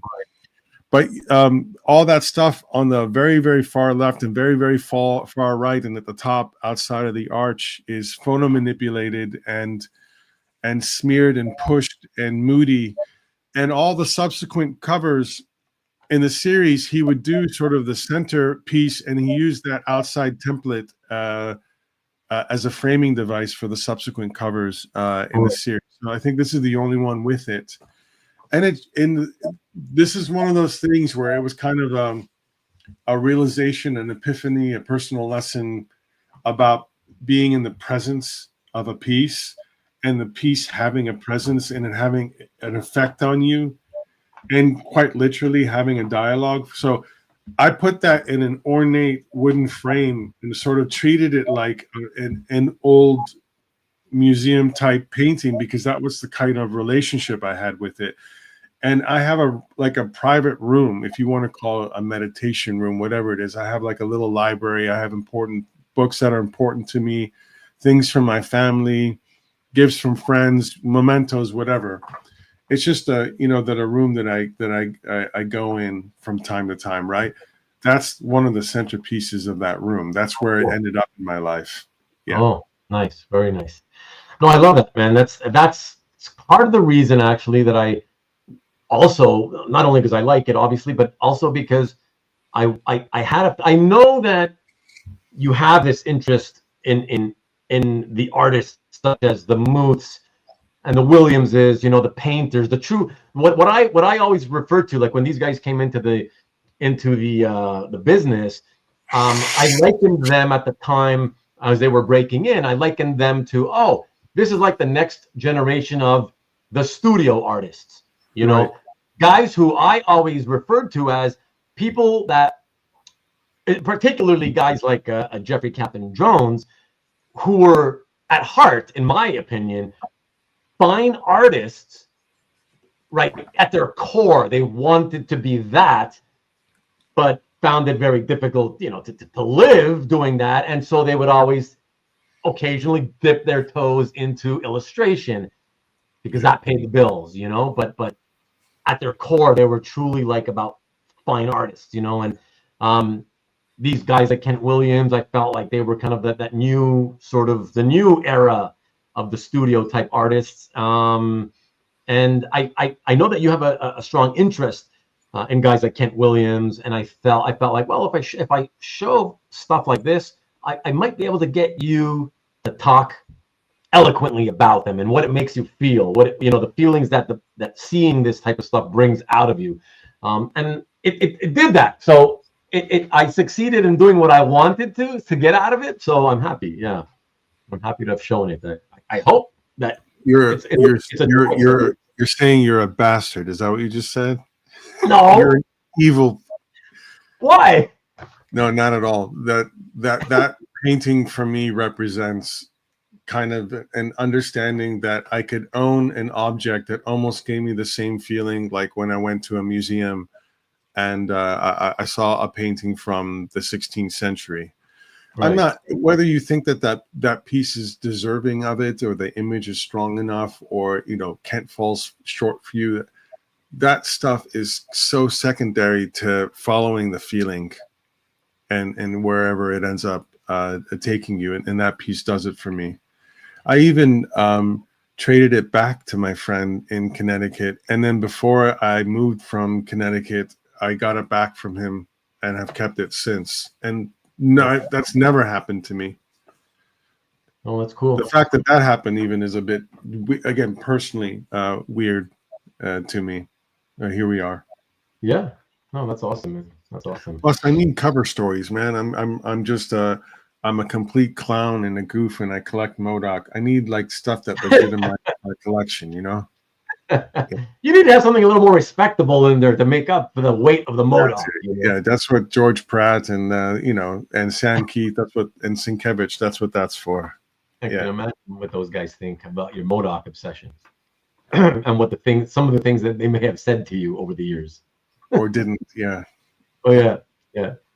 Okay, so away from the sort of more fine art-esque pieces, I'm going to go a little bit more mainstream here, but also an artist that I like with a mainstream DC character. I'll check this one out. Tell me what you like about this. Yeah, this one is a totally random piece. Yeah. I mean, I know it was the Kirby connection, so I figured that was part of it. But no, definitely part of it. This is sort of a piece with my brother for sure. This is partly him, partly me. I think this is just one of those things that you collect long enough, you end up getting pieces, and then you sort of let them go at some point for whatever reason. Someone really liked it, a friend really wanted it, what have you. And this is one of the ones that just never slipped out of our hands. And it's almost like through the passage of time, it just became cooler. Yeah. Again, the pieces, they kind of embody different things to me. I'm making up these narratives basically, right? It's a relational thing. And this piece only got, I don't know, cooler. Where did it come from? How did you find that? Those are the sorts of feelings that this piece brings up over time. I think it's just cool as shit, really. Yeah. I love the high contrast lighting effect done by the boys. I mean, they make a great team. What an incredible team anyway. Williams and Gray. Yeah. They've always been a great team. You know, it's so cool to see them always, working together. So, yeah, I mean, it was, again, yes, I can say when I looked at it, I was like, I was like, oh, cool. But my initial reaction was, yeah, but whatever. It's just a Darkseid pinup. So I was gonna blow it off. But then I was like, yeah, but I really like J.H. Williams and Mick Gray, and I love high contrast work, and whatever. It's a quiet sort of just pinup piece, but yeah, I just love the lighting. So I was like, you know what? Again, other people who are into like the mainstream, superhero, supervillain stuff, they'll appreciate it. So I figured out what the heck, I'll include it, So that was it has a little bit of that Magnolia something like makes you look longer. It is partly the high contrast, but I think it's the shapes. It's the shapes that they use as well. Yeah. In the figure, so there's a little bit of a visual interest and dance going on when you look at it, and it draws you in a little bit more every time you look at it. So it's a little bit deceptive. Mm-hmm. And it's not an image that you see again and again and again. This isn't a well-known image. I don't think a lot of people saw it. No. You might have a lot of J.H. Williams and Mick Gray freaks that really weren't even all that familiar with this. And it has that kind of fresh, that's just really cool, vibrant, intriguing feel to it. Again, all my feelings about it. I'm not saying that this piece is any of those things. That's just my feeling about it. Yeah, no worries, man. No, I think it's fun for what it is, and it's pretty cool. Like I said, it's just a neat piece. Excellent. All right, so the next piece up on the docket is actually something that's personal to, and that's it's interesting to me visually, but I really this is your life selections so far, huh? This is yeah. This so this particular one is I'm hoping that maybe you get because I know it's personal, so I figured personal, professional.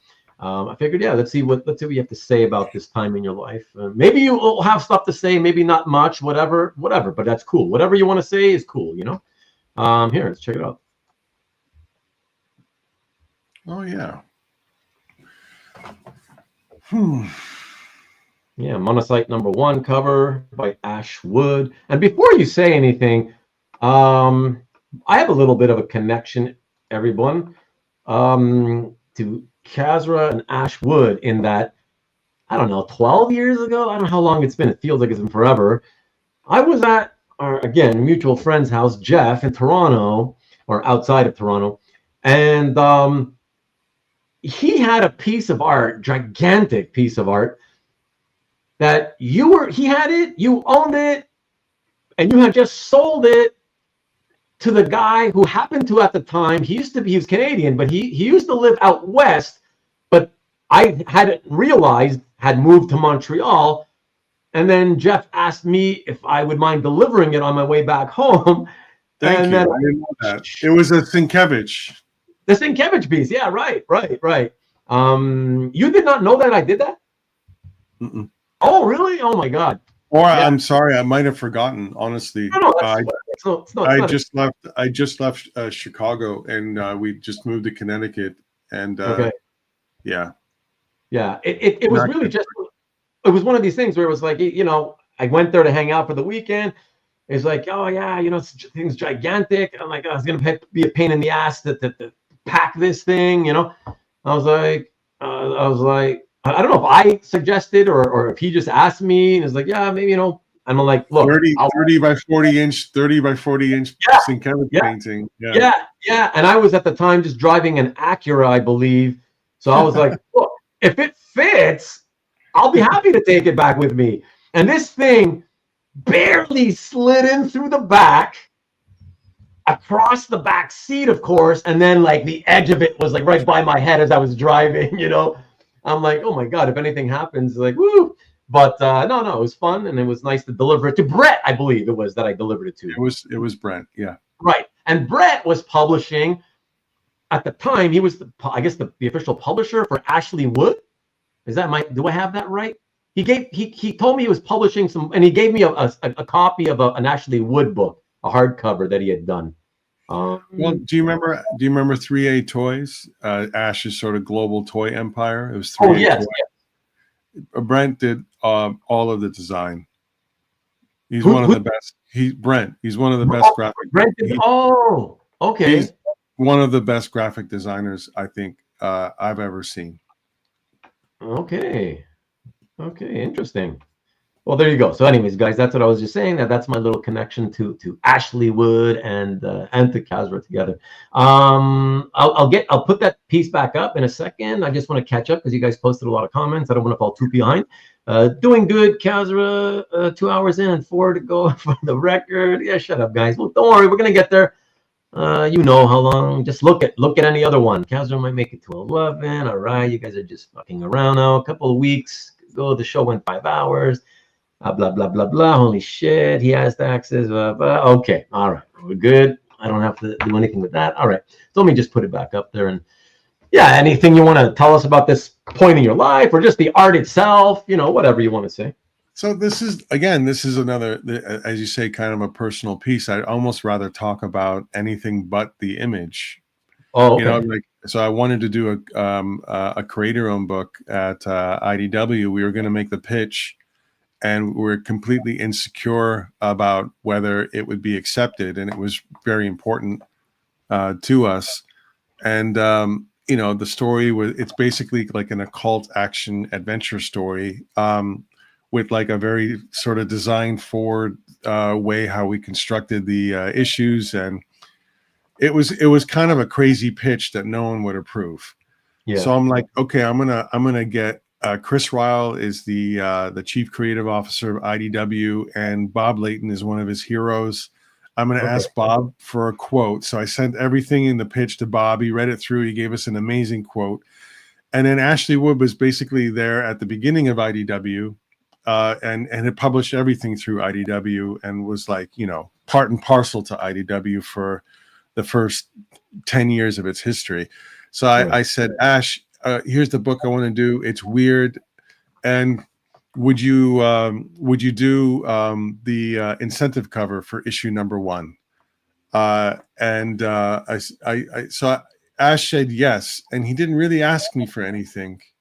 And he gave me a quote, and he fully supported it. And if I know anything about Ash, he was probably on the phone with Chris Ryall, and he goes, "You're going to get a weird pitch from these guys. Just do it. Give him a chance." It wouldn't surprise me if Ash did that. He's very sort of quick. Okay. He doesn't belabor things. He just blah blah. And again, some funny things here. I ended up sending Ash some Mike Mignola Metropole pages, which are basically as rare as hen's teeth. And like in 15 years of looking, I found like 3, and I sent him those because he loved McKeever, he loved Metropole, and he loved Mignola. And they were like backup stories that Mike did back in the day in the '93. They're fucking beautiful pages. And I said, I want this the art. And I sent him that and a couple of Metropole pieces. He wasn't really expecting any of it. Blah blah blah. Right. And I actually took a vacation. It was like right near the deadline of when everything needed to go into previews, and I'm in a foreign country, and there's no cell service, and I'm just trying to get a hold of Ash to see whether he could, get the painting to us. And I'm like walking along like some beach with no signal in a cottage with no electricity, where we weren't even allowed to flush toilet paper down the toilet, trying to get cell signal, with IDW needing the issue 1 incentive cover sent to them like no later than the next morning. And Ash gets a hold of me, and on my little tiny cell phone screen, I got that image, and I'll never forget it. It's just a gorgeous painting. Around time. I'm curious. So is that a large one? The original? Yeah. Yeah, like 16, 20, 18, 24. Yeah. Okay. It's like when they're larger, like let's say you're getting an artist to do you a cover, and let's say when it's on the larger side, and they don't live anywhere near you, and let's say they don't have a scanner. How do they handle do they take it to a pro shop to get it done so that you can have a quality image? Is that generally how they do it? I don't know. I know in the case of Ash, he does so many different paintings and so many different sizes that he has a setup at home. And he also wants control over the image and how it will see print. So I believe Ash shoots all of his own stuff and then works on it for the image to be appropriate for print. Okay. Yeah, Jason asking all the stuff everyone has to answer in high school in New Jersey. Exactly. And I think that he has a setup at home, and it's not really all that hard to do with the lighting and the camera. Whether he does progressive scans or not, I have no idea. But otherwise, it's pretty expensive, right, to go and get. Yeah. I totally get it. It can be like $80 to $150 a painting to get to get those done. Yeah, I know it. All right, excellent. Okay, cool. Costs more than shipping. More than the shipping, you're right. Yeah, Jason, that's a real question. It's not like Ruben softballs. Yeah. Well, I'm not really asking interview questions. We I guess Jason's question it woke Tom up. Thanks, Tom. That's funny. Okay. Let me. I had one of these. What are we on? Like the 5th or 6th piece? Do you know where we're at right now? I think 8th. Oh, that's pretty good then. Okay. Don't worry. We're gonna get there. Yeah, I'm gonna speed it up. Okay. So the next piece, everybody, is here. Let me put this. I should have showed it. It's out of order for some reason, but check this one out. Uncle Sam from the first issue by Alex Ross, 1998. Yeah, really nice stuff. I can't say that I give 2 flying fucks about Uncle Sam as a character, But yeah, for me again, this was just about the aesthetic. So just curious to see what what your interest was. I'm sure aesthetics was part of it, but I was curious to see if this is something that you liked reading as well. This is where I've said this maybe once or twice before, and I'm not the biggest Alex Ross fan, and Right. you think that I would be, or I like painted art and stuff, but I haven't seen a lot of Alex Ross pieces in person either, and when I have, they're very impressive. This I mean, to me, this is just a great page. It's sort of, to me, a lot of the things that I love about Alex Ross. It's not the things that sort of preoccupy me sometimes are the models or some of the forms of the figures. This doesn't have any of that. Right. It has diverse mediums and colors used, the top panels, the inset, the eyeballs, the quasi silhouette. I think it's just a fantastic page, and then again, this is one that my brother loves even more than I did. Your brother loves it even more than you. Yeah. When we got this one, he's the one that grabbed it. Okay. Well, I mean, again, interior pages too. I like by Ross. He does a lot of iconic imagery, and I get it, and he's freaking good at it. Don't get me wrong, but I like his panel pages more myself. Right. And that brings up a good question. Good time for a segue. I'm just curious. Can you clarify for people who don't know what the relationship between you and your brother, and how you went about collecting? Because I think a lot of people wonder, like, oh, do you own? Because there are some people in the hobby that do this, where they collect together, where they both kind of agree on, okay, we'll spend the money on this, and they both own it, and then they kind of share it back and forth. You keep these, I'll keep these, and we'll switch once in a while. So if you could just kind of tell us, was it just you and your brother collecting separately? I don't know, or do you own pieces together? How do you guys? Yeah, I mean, he bought pieces, I bought pieces, and then at one point we just considered it a single collection, and it really wasn't any more formal or informal than that. Oh, interesting. So like, for example, there were times in my life where I had to sell pieces. For example, when you're running an artist collective and you're not being paid for a couple of years straight, sometimes you need to sell art, right? For example. And there were times where, like, I would tell him to make sure, in case he wanted the piece, and he went even further several times, where he would buy the pieces just so that we could keep them in our collection. Oh, so it was almost as a way of getting me some money in very sort of hurtful periods of time where I had to sell a lot of art, of which there's been 2 periods where that happened. Sometimes it's he has pieces that I like, I have pieces that he like, and we just sort of trade them because we have them then physically with us. Okay. Yeah. Okay. Sometimes it's sort of gifting, but it's kind of a fluid collection. If I went over to my brother's and I said, I'd like to have those 3 pieces, he would say, of course, take them. Okay. It's like, we're not really that like, the ownership thing isn't really all that important. You don't think about it too much. But what happens if and when, should that same thing that happened in the past, should it ever happen again to either of you?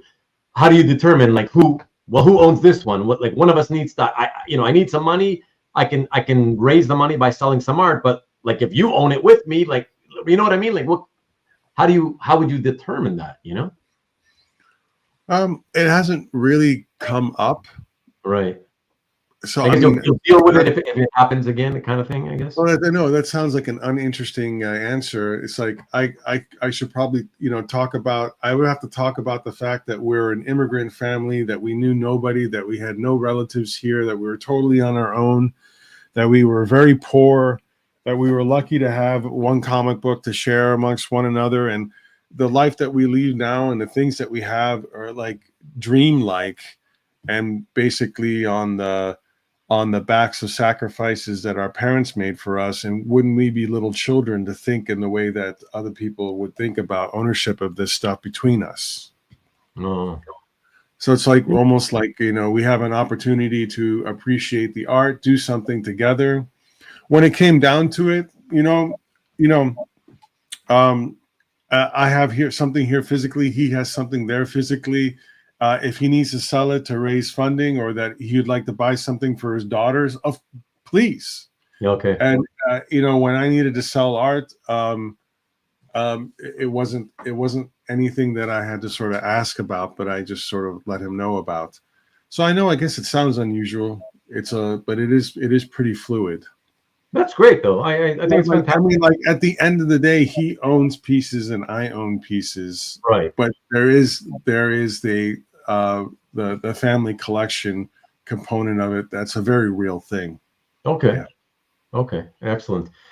Peter says, amazing, humbling thoughts, Kasra. I don't know what he's talking about, but I don't think my brother wants the M.O.D.O.K art, but he certainly enjoyed it. Nobody wants the damn M.O.D.O.K art. That was literally part of the reason I did it. That's funny, man. Good night, Rich. Good night. Have to get up early tomorrow to start my. Yay! Wow! Congratulations. I didn't know you were out of a job. Hey, so Rich. Congrats on getting a new job. Catch the rest on Rewind. Sounds good, man. Take it easy. Rich has got a job in Manhattan now. He's going in town every day. Rich, he's probably left, but he is coming to OAX. I think he had to miss it last time. I think he's coming. He said he was gonna go. Yeah. Hey, Carlito, what is up, man? Do you frame much art? Stanley wants to know. Just a quick. A lot. Yeah, a lot. There were different times where I would make a claim, like if I'm not framing a piece, I shouldn't keep it. There was sort of an obsession, anti-hoarding, have too much art, corrective tactics kind of used. I used to do the 10% a year. I would figure out, it made me look at everything, and I would sort of jettison 10% of what I had every year. It was kind of like as a built-in thing. I did that for many, many years. Okay. Rich is here, by the way. I love the stuff. Hey, man. Oh, good. Thank you. Yeah. That's good news. Yeah. So I have a lot of framed art, and I like to look at it's in every room of the house. Yeah. There you go, Stanley. You got your answer. Just trying to stretch out the length of the show as he always does.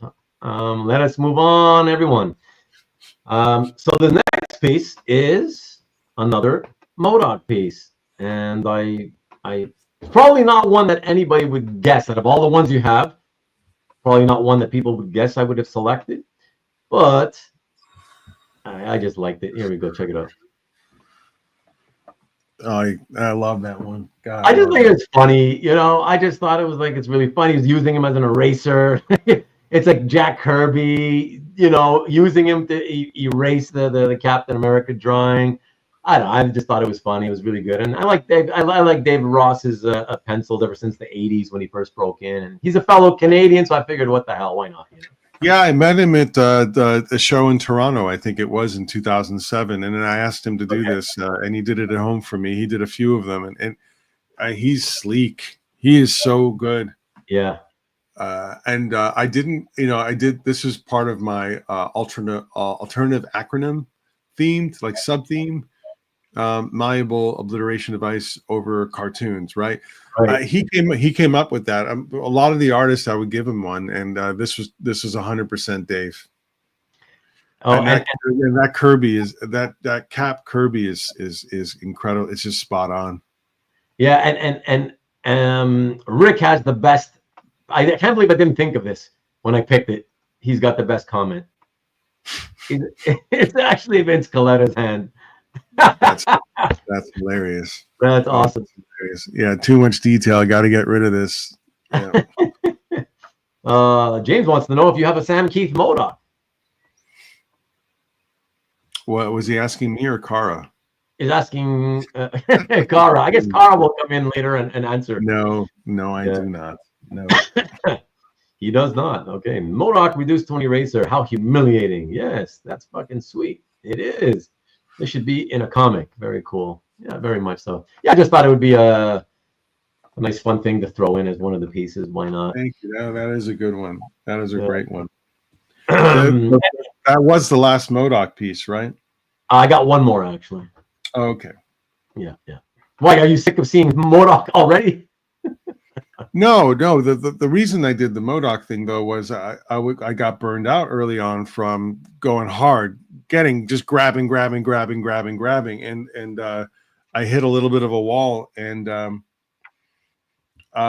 Michael Finn's collection was my favorite collection on. It still is to this day. You know Michael Finn. Yeah. The 1 minute. Age, 1 minute later, and Golden Age. I mean, that I love everything that he finds. I love that it's modern and old, and I wanted to do a theme collection. And I wanted to pick a character, basically do a character collection. And I went through these four people do Batman. You remember Joel had that Wonder Woman collection, amazing. Yeah. There was a bunch of them, Wolverine, whatever, and I thought, and I remember I came across M.O.D.O.K. I remembered all that stuff from childhood, and I wanted to do M.O.D.O.K. because no one else did M.O.D.O.K. But basically, all of this was sort of my way of saying thank you to Jack Kirby. Okay. All this stuff. It's a throwaway character. It's endured for a really long time, and everyone draws him different. And to me, it embodied the genius of Jack Kirby. Oh, that's cool. That's cool. So you would say a lot of it had to do with the crazy design of it all? Just the crazy sort of way that Jack would think and design things? Because it's a pretty crazy design. And again, it's not original. I don't know. I don't think anyone else could come up with a character like M.O.D.O.K. Right. It's like being dropped on in a different planet. You don't have any orientation at all. I don't think that starting today someone would really kind of come up, let alone pull it off, let alone have it be around for 50 plus years. Yeah. And something that could be subject to so many different interpretations and applications and uses. Mm-hmm. And when I looked at it that way, to me, it was like a little like Kirby Electron. It was like this. It was the embodiment of his creativity. If you distilled it down, you could represent it in something like M.O.D.O.K. because you get rid of, like Galactus and Silver Surfer and X-Men. You get rid of all the icon stuff, and if you get it down to something like this, freaking weird, and it still holds up, it's kind of like to me personally, like a proof of his particular genius. Yeah. So a lot of the pieces actually are homages to to Kirby. Yeah, I know. This is the Rubinstein portrait. And yeah, I love it. It's really cool for sure. Alberto is asking, are you by any chance going after the cap cover by Starlin with M.O.D.O.K. on it on comic? No, thank you though. No. Go ahead, Alberto. Okay. And has anyone ever approached you about buying any M.O.D.O.K. pieces? If so, which do you remember being sought? Peter Rowe is asking that one.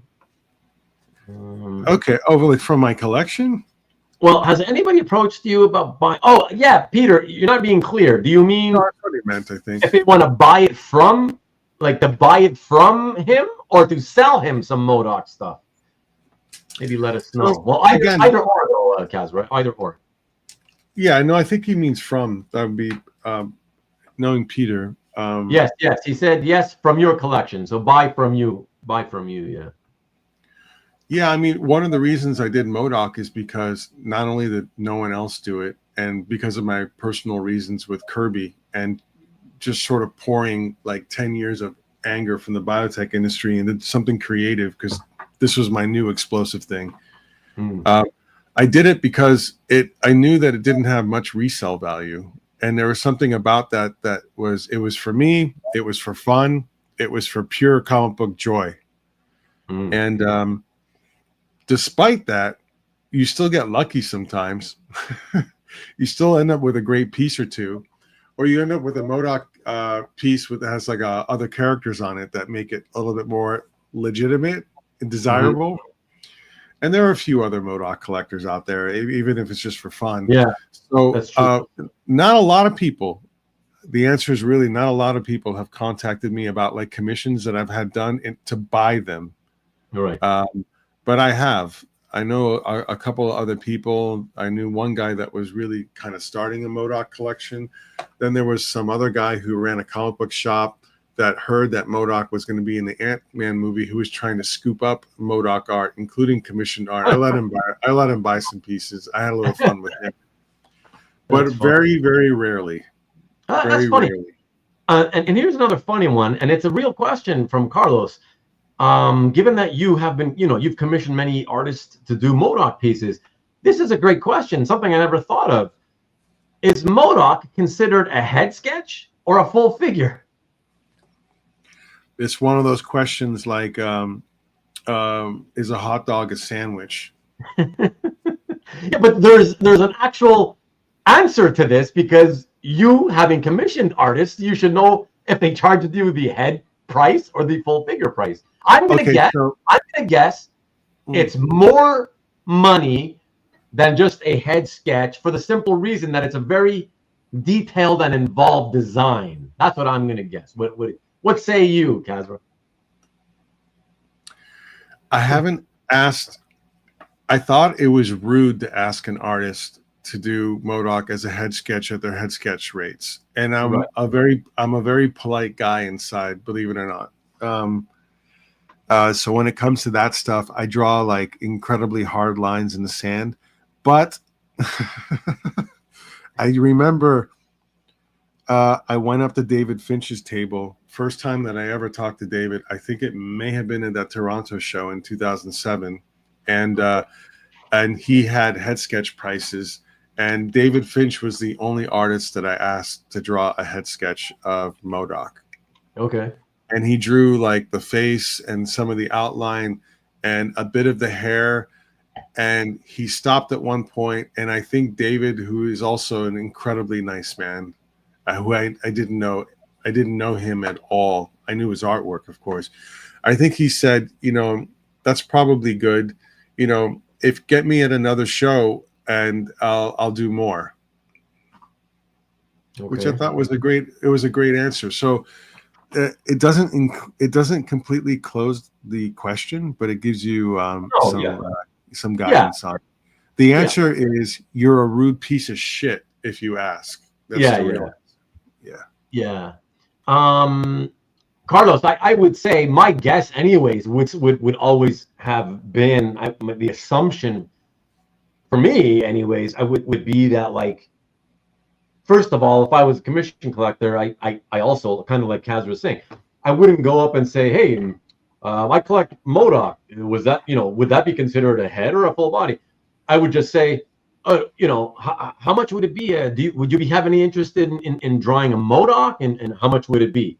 That's how I would approach it, and I would guess that you'd get sort of the answers that run the gamut. Like, some guys might charge you a head price, some guys may charge you full figure, or something in between. I don't think there's any sort of straight answer to it. So, okay, excellent. All right, let us move on to the next piece, everybody. Let me see. You always wondered the same about the Kree Supreme Intelligence. Yeah, because there's so many people asking for that as a commission. I would say that's a head. The head is the body, right? Ditto about ego. Yeah, not too many ego collectors out there, I'm sure, though. Kasra, in heads and tails, you always pick heads. Most are probably just excited to be drawing something different. That's true. 100. Absolutely. I got way better pieces than I should have for a long time. Yeah. I would think so. All right, cool. Let's get to, we are halfway in the show and tell in terms of at least. And they knew I wasn't flipping it, Carl. That was a big one too for a long time. Yeah, that's it. They're like, there's no way this guy's going to be putting this one up on eBay tonight. That's funny. All right, Kasra, the next piece is, I believe, I can't tell because my thumbnails are so tiny, but I believe it's a Superman page. Let's check it out. Tell me what you think about this one. Oh yeah, this one. Yeah, yeah. I never read Great this. choice. Yeah. I love this. I have this Oh, one. good. Right next I'm to glad. it, too. I'm glad to hear that you love it. That's cool. That's cool. I'm more than this is one of the favorite things that I have. Period. Oh really? Yeah. Oh nice. This book was part of the Elsewhere. It was a three book series. Batman, Arkham Asylum, Wonder Woman was a Blue Angel, and Superman's Metropolis. And McKeever did all three of them with the L'Officiers, I think, the husband and wife writing team, and Jean-Marc. You mean Jean-Marc L'Officier? yeah, exactly, yeah. Oh, I didn't know that he ever. I don't remember him ever working with his wife. Did she? Or maybe I just forgot. I thought that she was on the book with him. Yeah. Oh, maybe. I don't know. I don't know. For some reason, I only remember him. But okay. These pages, and I have them next to me. And when you come back, I'll show you. But they're on this physical object thing. These were enormous boards. I think that they were 18 by 40, something like 20 by 40 inches, and Ted cut them in half and did like 18 by 20 inch or even larger boards. Oh, nice. And the paint on them is I found the page right next to me. I could show it to you. Oh boy. So the color on this is unreal. Now, a lot of people don't know this about Ted, but when his Metropolis book came out in '93, 12-issue series, if you haven't read it, give it a chance. There were some film magazines at the end of '93 that named it one of the top 20 or top 10 films of the year, even though it was a comic book. He was given the job as the head colorist at DC Comics, and was going to be paid, I think, more money than he'd ever seen in his life. And he turned down the job because he wanted to do, his own work, basically. I think Mark Chiarello took the job instead of Ted, or so the story goes. Look at this, though. Oh yeah, let's see this. Oh yeah, fantastic. Yeah, and I love those boards where they don't cut the edges. They leave the edges uneven like that. I love that. It's like a lot of watercolor paper is like that. It looks great. Like the Manix uses that type of stuff. Yeah, exactly. It's incredible. I mean, again, as an object, it's incredible. At one point, this was the first book that I wanted to. Let me see it again, though. Don't put it away. Let me see it again. Can I get a close up of it? Yeah, that's nice, man. That's really great. The first book that I tried to complete this one. Nice. Oh, really? Wow. Yeah. Okay. I gave up after 15 years. Oh man! Wow. How many did you pick up in all that time? A 64-page book and the cover. I had at 50. I had the cover in 50 pages. Wow, that's pretty successful, man. Wow. Even over 15 years, that's a lot in 15 years. I mean, I know guys trying to complete books that spent 25 to 30 years and only found like a handful of pages or less. So my dog showed up. Yeah, doggy. That's okay. What's your dog's name? Dixie Donut. Dixie Donut. What an interesting name. Holy crap. Are you gonna show Dixie Donut to the fans? Yeah. I think she's okay. I've been nursing her back to health. She's okay. She just laid down on my feet, so give her a second. Okay. Yeah, when I picked up everything that McKeever had left from the book, and then I picked up everything that Scott Eder had. When I went to my first San Diego Comic-Con, I think it was 2003, the first table that I went to was Scott Eder's table, and he had 2 pages from this book, and I bought them both. I'd never heard of Ted McKeever and nothing. Really? Oh, okay. And then he had pages from Wolverine Netsuke by George Pratt. Yeah. And he had 2 pieces, both of which are framed in that same meditation room that I mentioned earlier. I kept them all these years. They used to be the first thing I would see in the morning, because I would put them on the left and right side of the room wherever I slept on the other side of my bed. So I owe Scott a lot. He introduced me to Pratt and McKeever, and I found out that George was actually at San Diego, went over, and we were like friends 5 minutes later. And then it was 15 plus years of trying to put this together. But between Scott and Ted, I had a good chunk to start with. Yeah. And so when you ultimately said, you know what, whatever, like you just gave up on the idea of completing. So if like you only like 5 years ago, I think. Yeah. Oh, okay. So is that to say, have you given up looking, the hunt, or even if one came across your face while you're sitting there online, you also would not buy it anymore? Like you've completely said no more, or just no more looking? No. If I saw a page that I really liked from the book, I would buy it instantly. Oh, yeah. I see. Okay. No, when you have like 45 pages of a 64-page book, and you've had them for 15 years, and you're going through like a Grail quest thing, right? Yeah.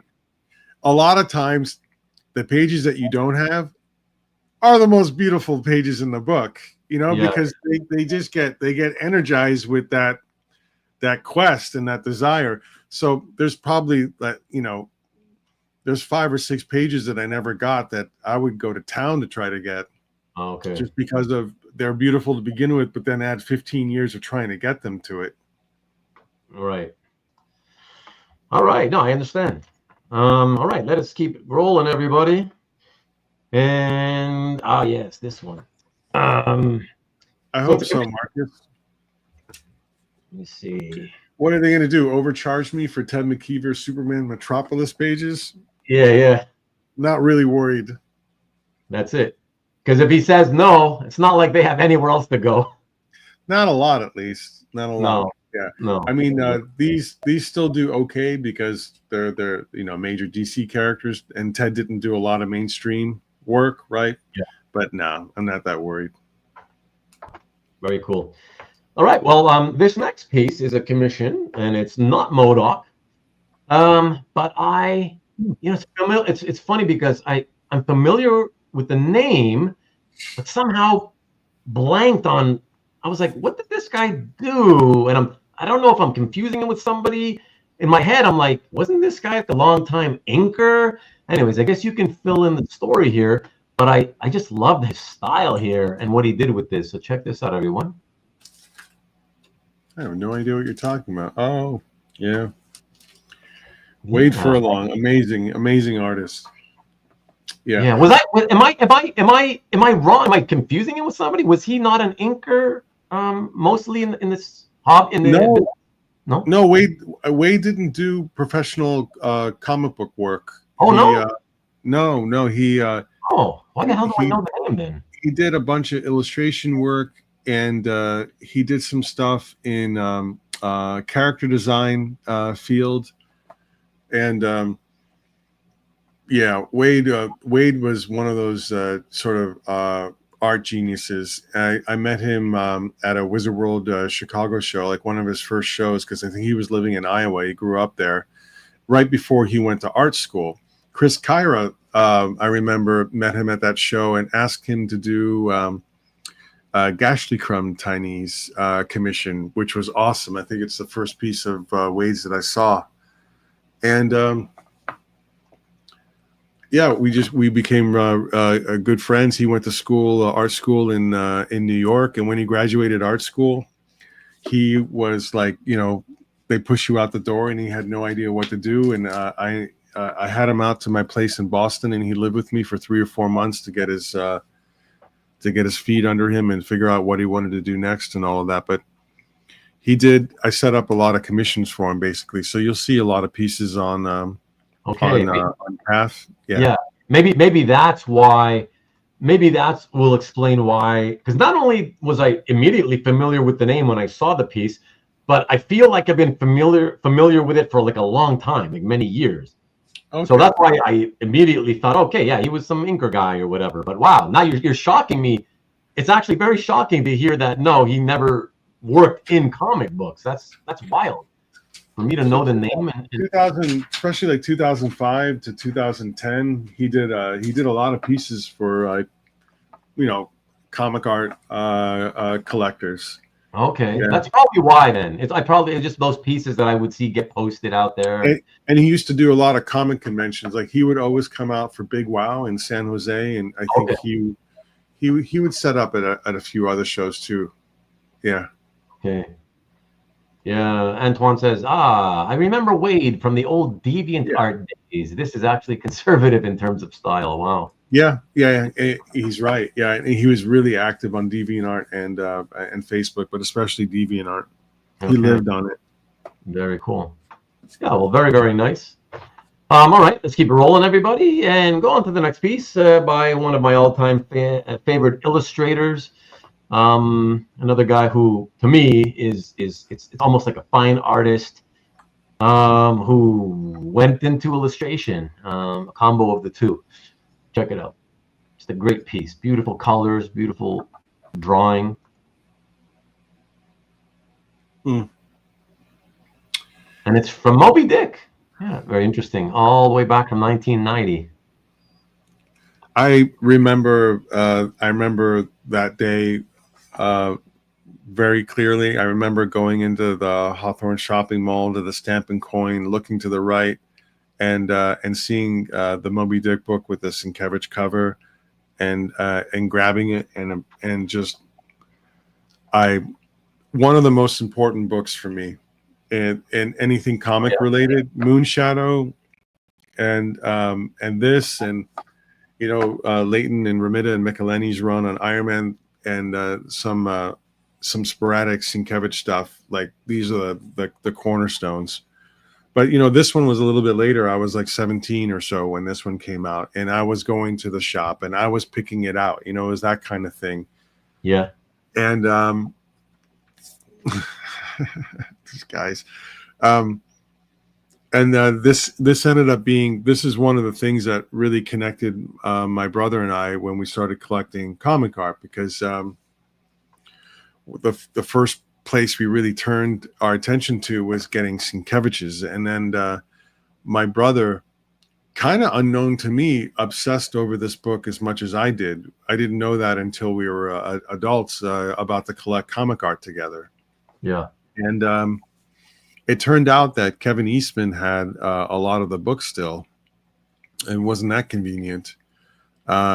And I bought up everything, and my brother, we bought up everything that we could find. Again, this was literally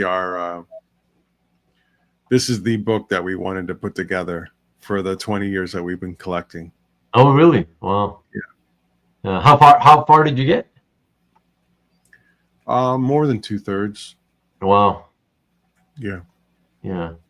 It was fun because, Moby Dick isn't the first thing that you think of with Sienkiewicz's work. It wasn't like, of course not. Which is why I wanted to actually ask you. This is kind of the fun part of wanting to show it, because I wanted to show it because it's beautiful. But I also wanted to ask, what is it? Is it a situation where the original, Melville story resonated with you as a child? Is it something? Is it connected to that? Okay. Very, very, like on a scale of 1 to 10, like 9.8 out of 10 for my brother, and like a solid 9 for me. So I always compare it to my brother's deep, deep, deep regard for that book. Right. I had it too. I was more of a Dostoevsky guy than a Melville guy, but from Melville, that was one of my favorites, right? But I would lean more towards my brother, and on a relative basis, he's more important there. But the opportunity to get like killer, for me, some of the best stuff that Bill did, genuinely, and not at the prices that everything else was, even at the time, was huge. And this stuff pops up in the weirdest places, Yeah, for sure. You never know. I found sometimes, an right? Ahab splash in a Berkey bin at San Diego in like 2006. Yeah? Just Yeah. looking through just stacks of Mylars, and there was a splash in there. But these things are hard to find. Yeah. Well, they're hard to find because you have them all. Well, there's a lot that we don't have, and if one page comes up every 5 years, I'm surprised. Yeah. Yeah, I guess all the other pieces are probably, stuck in the collections of people who also have, very likely have a connection to the original story, and it probably meant something to them. And so they a lot of those pages, I've always assumed, were probably purchased as a memento of their love for that novel, the original novel. You know what I mean? Yeah. Oh, yeah. Which means that's why that would make it likely that those pieces are far less likely to be let go by those people, Yeah. Yeah. Again, when you say you're going to put a book together, and Stanley does the old joke there. The 1 second. Yeah. You okay? You know that you're not going to put the book together. Yeah. Well, not everybody does. Some people have a lot more optimism than others, but you've got experience with it. You know how difficult it is, right? So yeah, you're not, and then eventually the prices are going to go up, and eventually like two pieces are going to like determine the 5x pricing of something moving forward, or people are going to know that you want it. It's sort of all, I don't know, a little bit of a game, but it's just one way that we kind of express to one another how much the book meant to us, and we would look out for it. It gave us something to do. Yeah. It was something to talk to collectors about and find. And when you find a piece, it's really rewarding. But you're never going to get them all. And if you got them all, I'm not even sure what we would do with them other than want to display them. And I'm not sure who would want to even see them. Right. Oh, I understand. And then I'd create a show like OAX in part so that I can do things like that. Yeah, there you go. You have some potential there, right? And there'll be a complete book at OAX every year in a special gallery. It's one of the real simple things, repetitive things that I'll be doing. Cool. All right. Let's go into the next piece, everyone. I decided to go for the sort of more mainstream amongst you, straight superhero here, and then sort of a homage or whatever you call it to the original classic story we all a lot of us love. So, your mic, you just went underwater. Can you talk again? Oh, am I you're underwater? back. No, you're back. You're back. Oh, sorry about that, everybody. Yes. See, not a lot of DC in the collection, and you're picking some DC pieces. Well done. Well done. Yeah. I mean, I've always been more of a Marvel guy myself, but I kind of got burned out on it, and I figured like when I want to read superhero stuff, I gravitate more towards DC just because there's, growing up there was a lot more DC stuff that I didn't buy, I couldn't afford, and I wanted to spend more money on Marvel stuff, and so I'm in my much more older adult years, I became more partial to trying out more DC stuff. So I like to show DC art when possible, I wish I'd spent more time on DC. It's just random when I do. Like it's based on a writer or an intact story or something like that. I never made any real commitment to DC. Yeah. Well, it's okay. I mean, you like what you like. Everybody buys what they buy. No, it's a mistake. Honestly, I really wish I'd read more DC. Yeah. Yeah. But what made you grab this? Was it the connection to Crisis? Well, my brother loved Crisis growing up. So, he would get, he's 5 years older. He got the subscription to Mile High Comics. He'd get the big package. And, I remember when, every issue of Crisis, every issue of New Teen Titans, every issue of Secret Wars and Watchmen and yada yada yada. They would come in those Mile High Comics packages every month, And I definitely I read Secret Wars multiple times, and as a kid, it was like the greatest thing ever.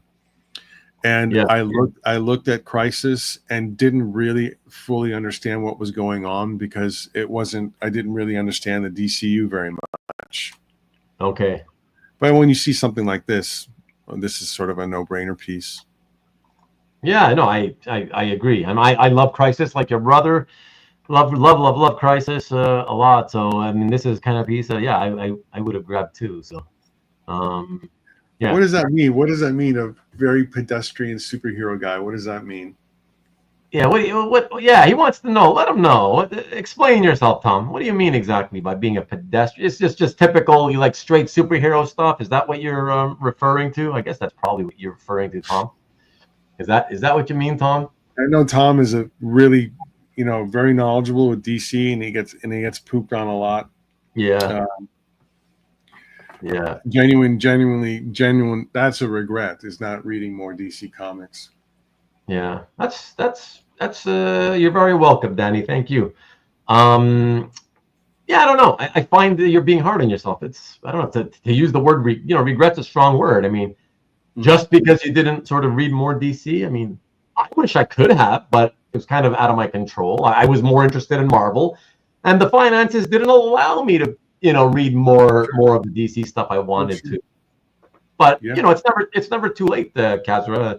That's what, like I said, that's what I've been doing in my last 15 years or so, is trying out buying trades of more DC stuff that I missed out on way back in the day, and so there's a lot of. There's like 30 or 40 books here in my queue to read. There's a lot of competing content. What I mean by that is I would have liked to have more of that as I was growing up. And for that to have been part of having grown up in sort of a superhero world. Yeah. I got a little bit of Batman. I got a lot of Alan Moore. But outside of that, I didn't really get much of anything. And I got some Vertigo later on. But core DC, very little. Okay. All right. Well, there you go. It's a straight DC piece. I mean, you got some anyways, and I'm glad I was able to at least show what little you have. So that's pretty cool. And but we're gonna hop over on to Marvel again, guys, and a piece here that of an artist I've always loved since he first broke into the industry. Check this one out. The Sentry versus the Void, and just clarify one thing for me, if you will, Kasra.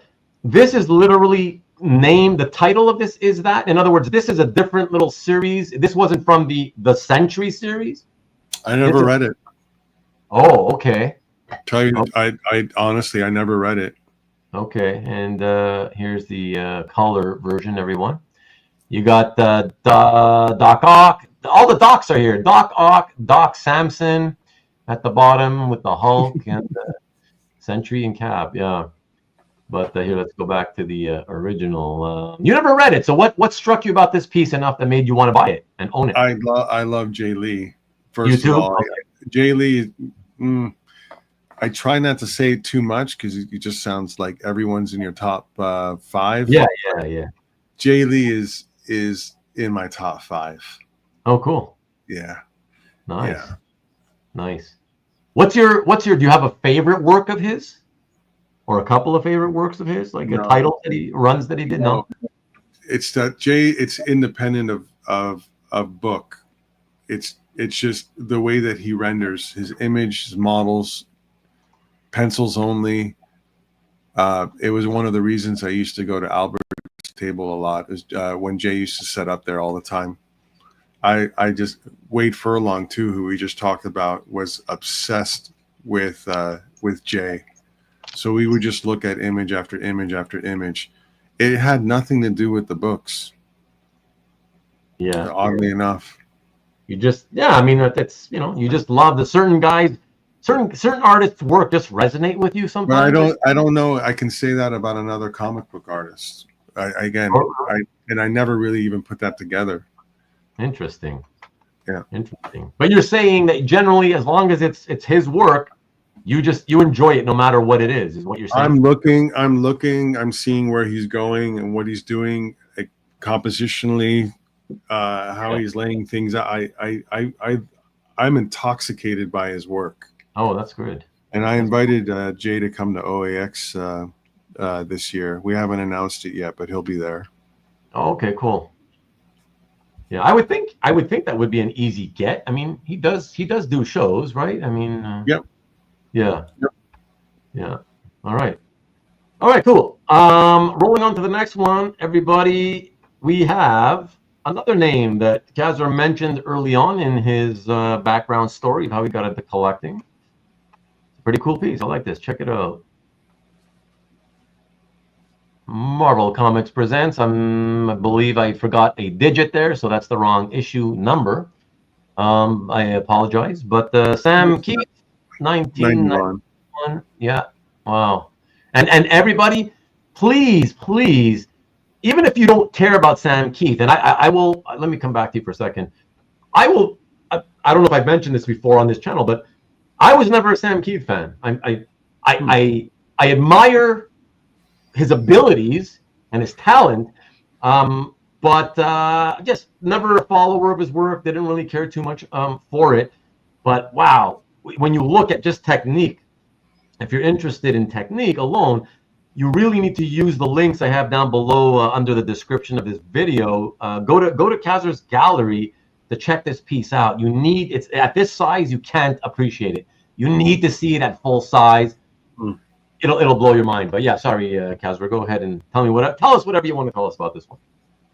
I mean, I don't really have a lot to say about these pieces. Really, I can say that, I understand your feeling about Sam. I don't love everything that Sam does. Yeah. I think that he was made to do these MCP books.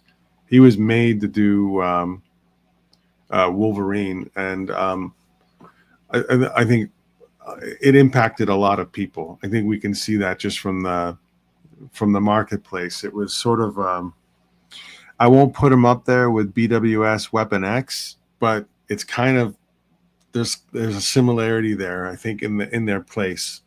Yeah. And this is a story I got this I got the complete story at auction. Wow. And gave it to my brother. Nice. Because MCP was something that he really actively loved and had talked about wanting to get art from. And when this came up, I grabbed it. Wow. Yeah. So you mean directly from him? No, I bought it at an auction. Oh, at an auction. Wow. Okay. Yeah. Wow. And just sent it to him as a surprise. Oh, wow. That's nice of you. Look at that brotherly love, man. And they're some of these are pretty large, these pages. They're not 11 by 17. Yeah, I always had a feeling that these Marvel Comics Presents ones were more along the lines of at least 19 to 21 at least inches tall. They appear to be taller, and when I see the scan. Yeah. I think 5 of the 8 pages are that size, and then there's 2 or 3 that are 11 by 17 for some reason. Okay. Yeah. Okay, cool. All right, let's keep rolling, man. And yeah, we won't finish too far past the 3-hour mark. A handful of pieces. Let's go on to the next one. Oh yeah, so I had to. I love his work, so I had to double it up and show another one, include another one. Here we go. Check this out, everybody.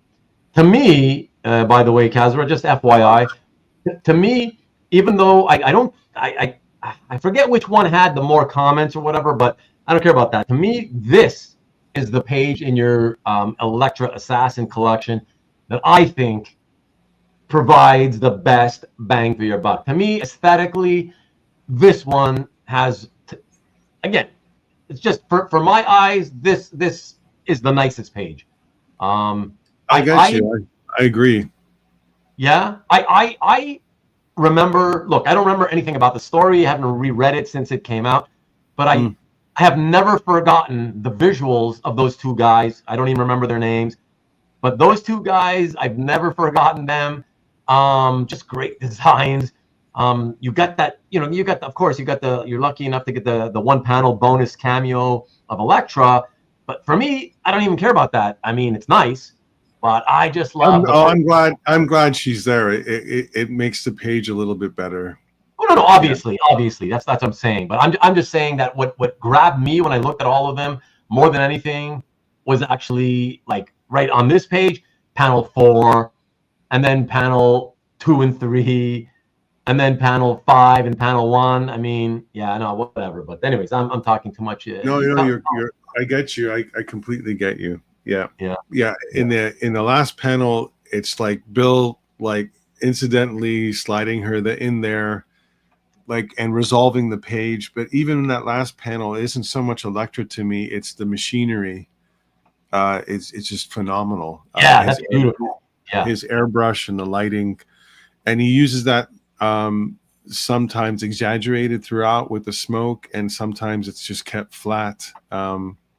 Like the 4th panel with the full frontal portrait and the teeth. Yeah, it's such a great. He's a musician. He's like a dancer. He is manipulating us to no end. Visually, how we take stuff in, how the eye follows the what's it called, the tone,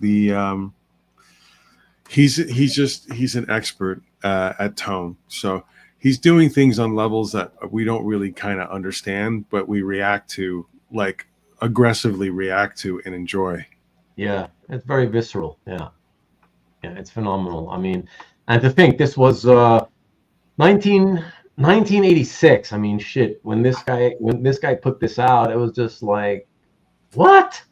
I found a New Mutants already groundbreaking, and then so when this came out, I was like, what? I mean, sure, he had already done painted covers here and there, so I already knew kind of, what he was capable of. But man, to do an entire 8-issue miniseries like this, yeah, it was just really groundbreaking, phenomenal stuff. So I've always thought that after you do something like that, I would think that you would go into a deep, prolonged depression.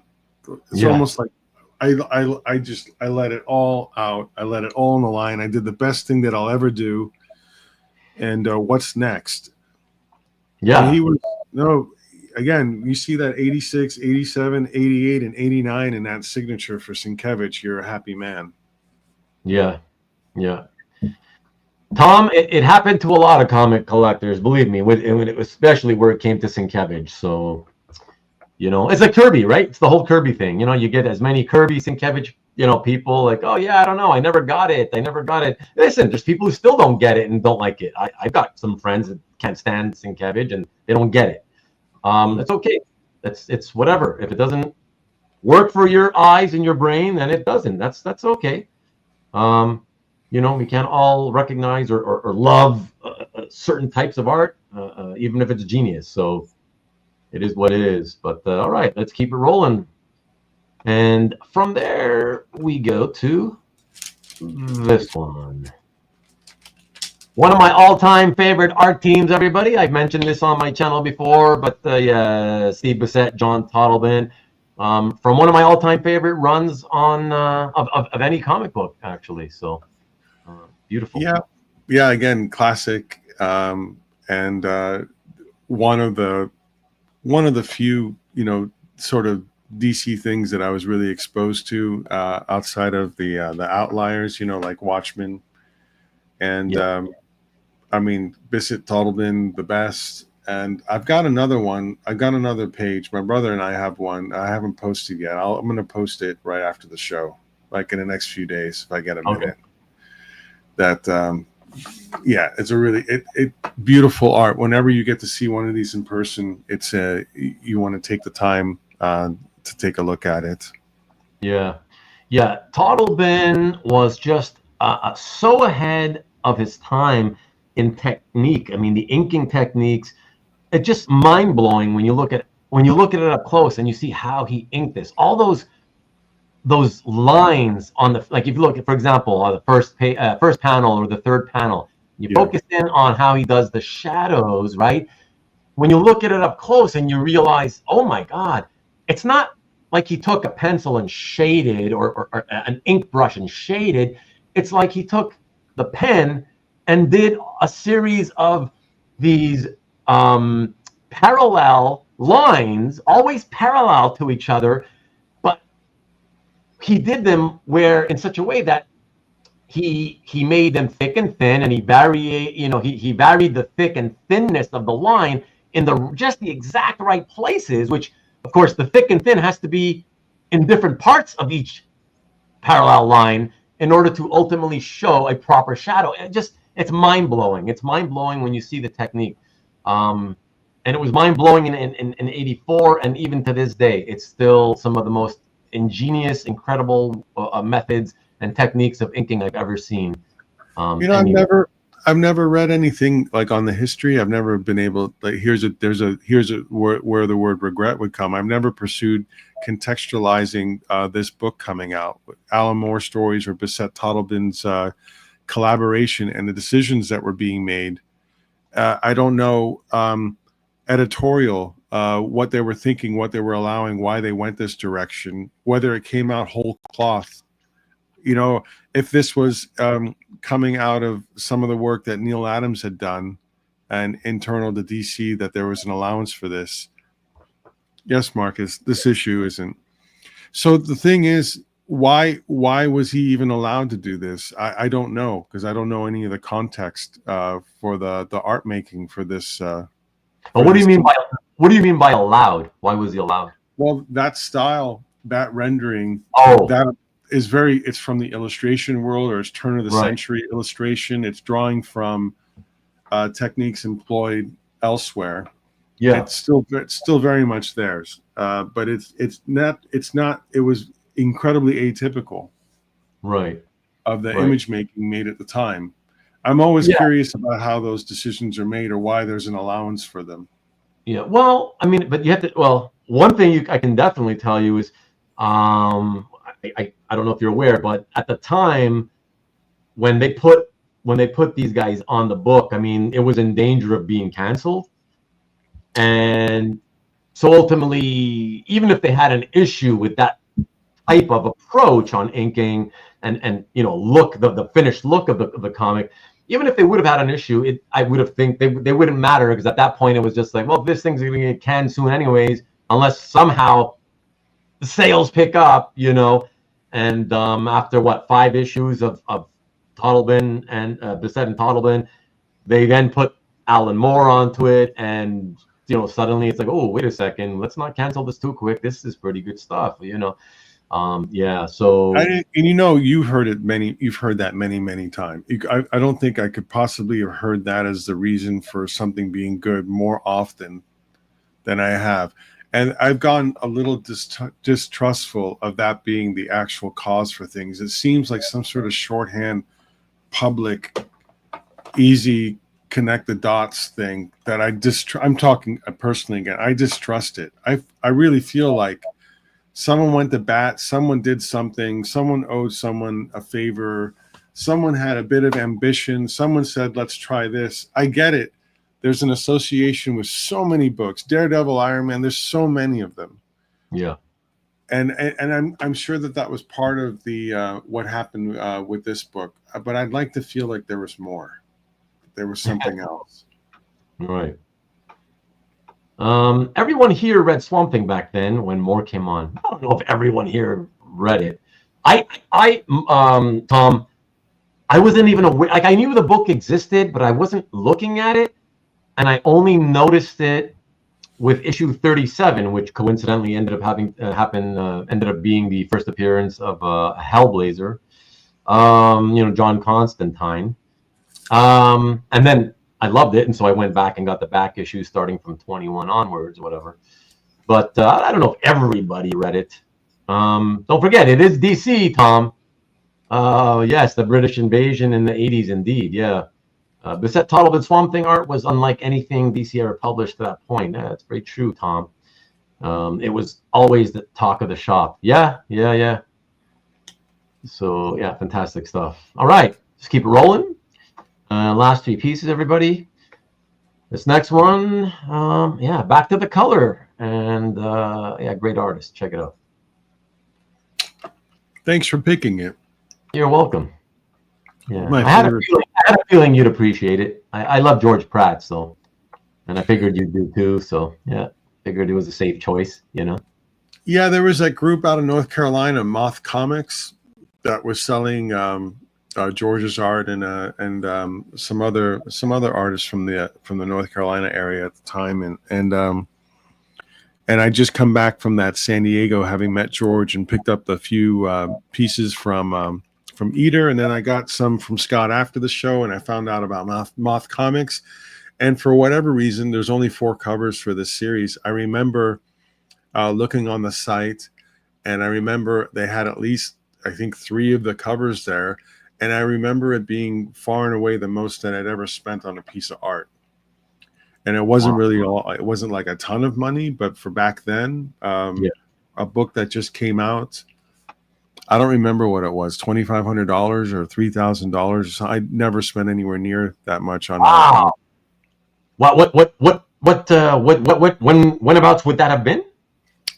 Right after the book came out. Right after it came out. Wow. And that's when you had just started collecting with your brother.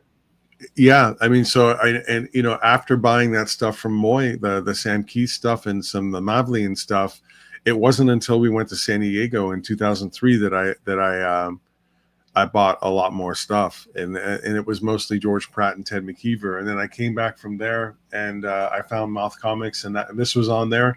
And my friend then in Canada that we mentioned before with the deal with Jeff has a cover from this series as well. He saw it at the same time I did, and he got a different cover than me. Oh, but this is like, if I have a grail, this is my grail. Nice. Wow. Well, I'm even more happy that I picked this one then.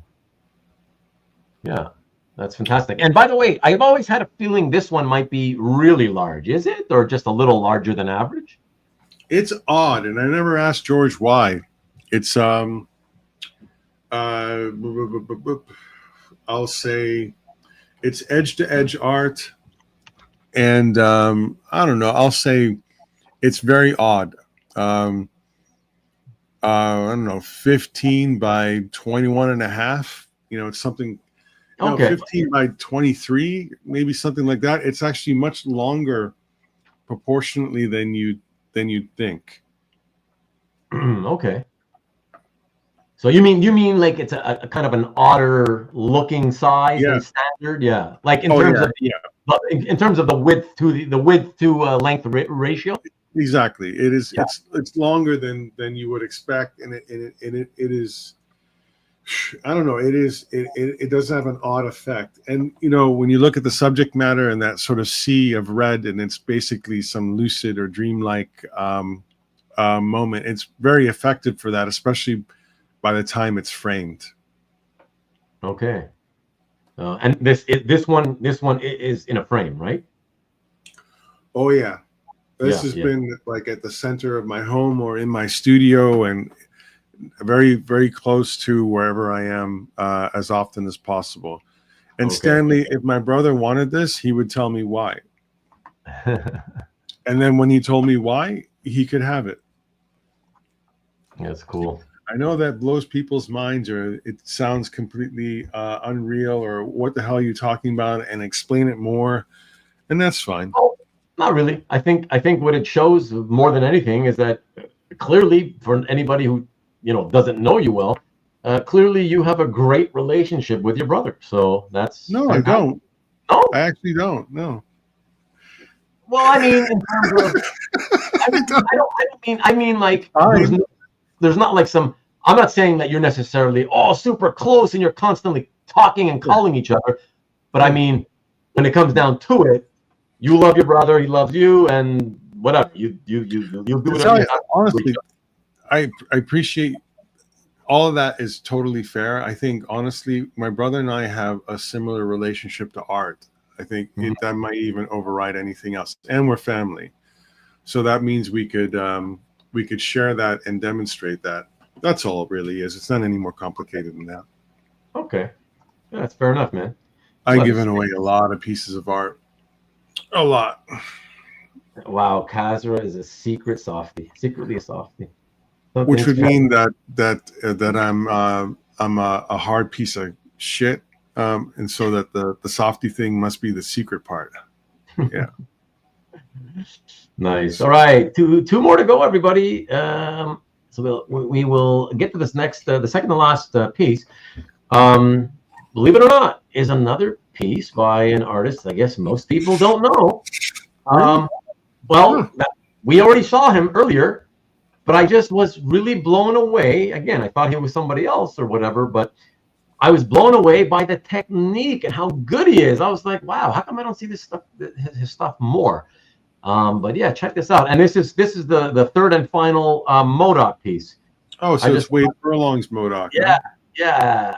I had to. Yeah, I was like, check out.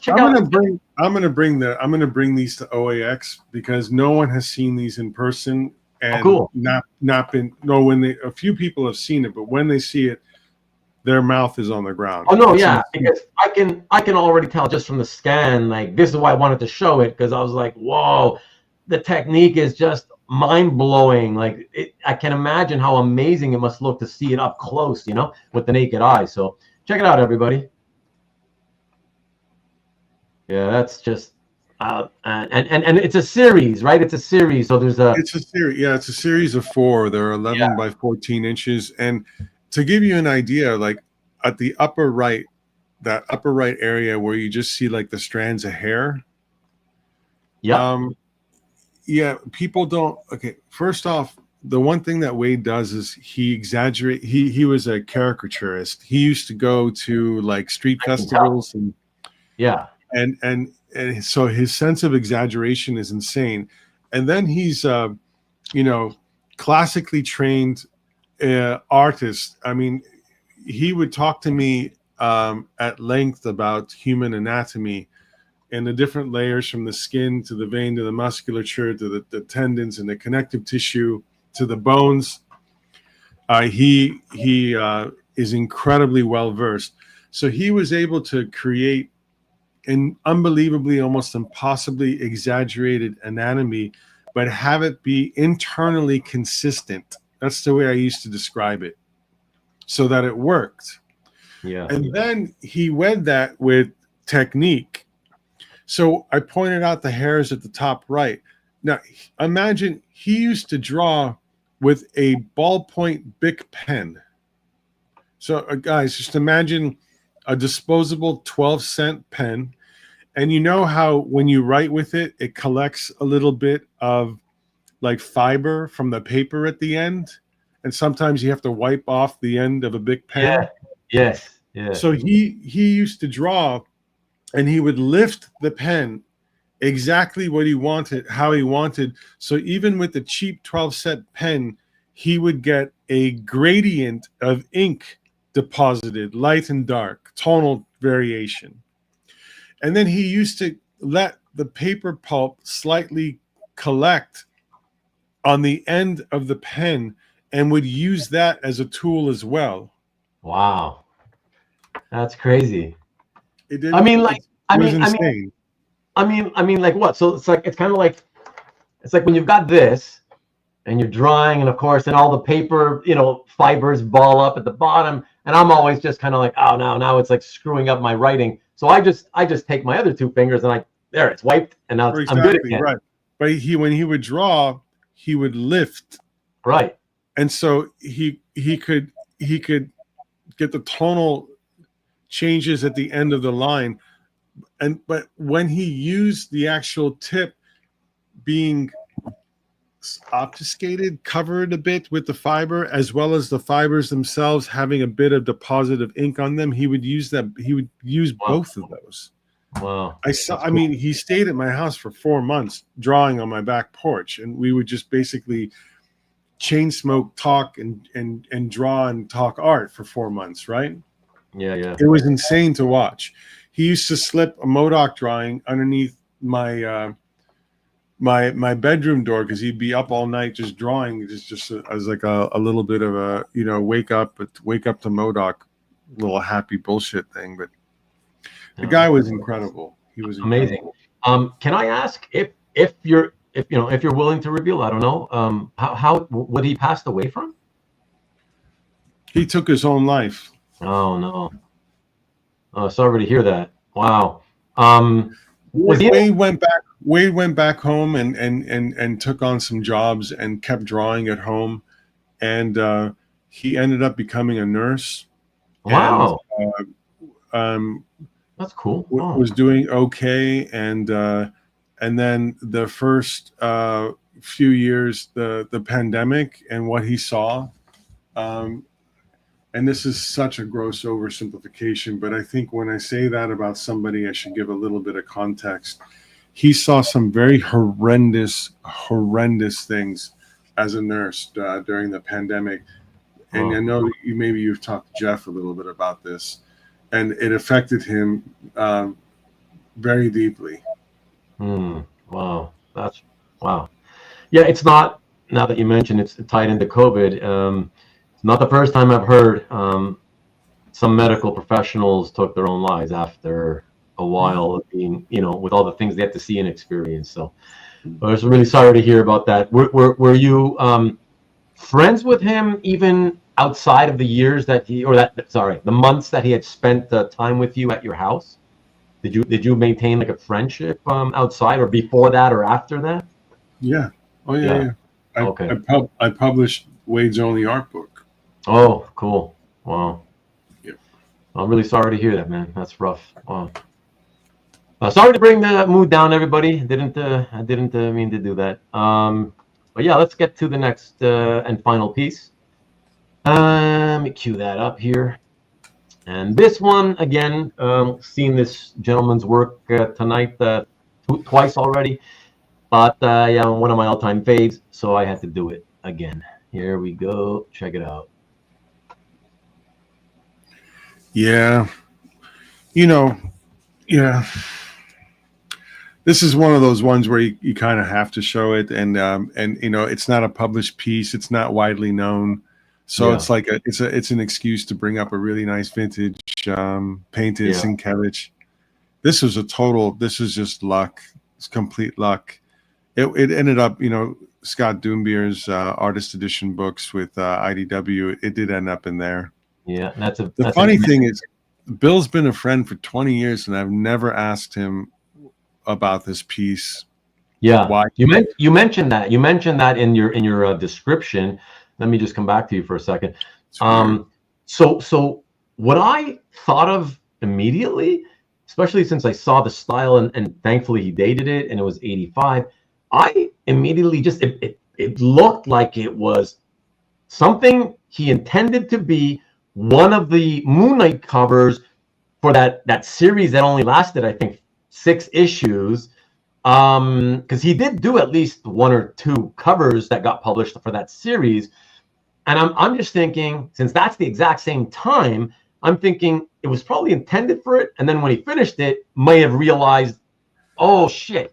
Was it like Fist of Khonshu series? Fist of Khonshu, exactly. So I always thought that he did this for a collected edition. It felt like an image. It felt like an image for a collected edition. Okay, I just figured it would have been maybe intended for that series, but then when he finished it and realized, man, or maybe the editor was like, yeah, but if we put the logo on it, it's gonna cover up Moon Knight's face and head or whatever, right? So and the other thing that's weird about this is this period Sienkiewicz, he was working larger and larger, and this looks like something.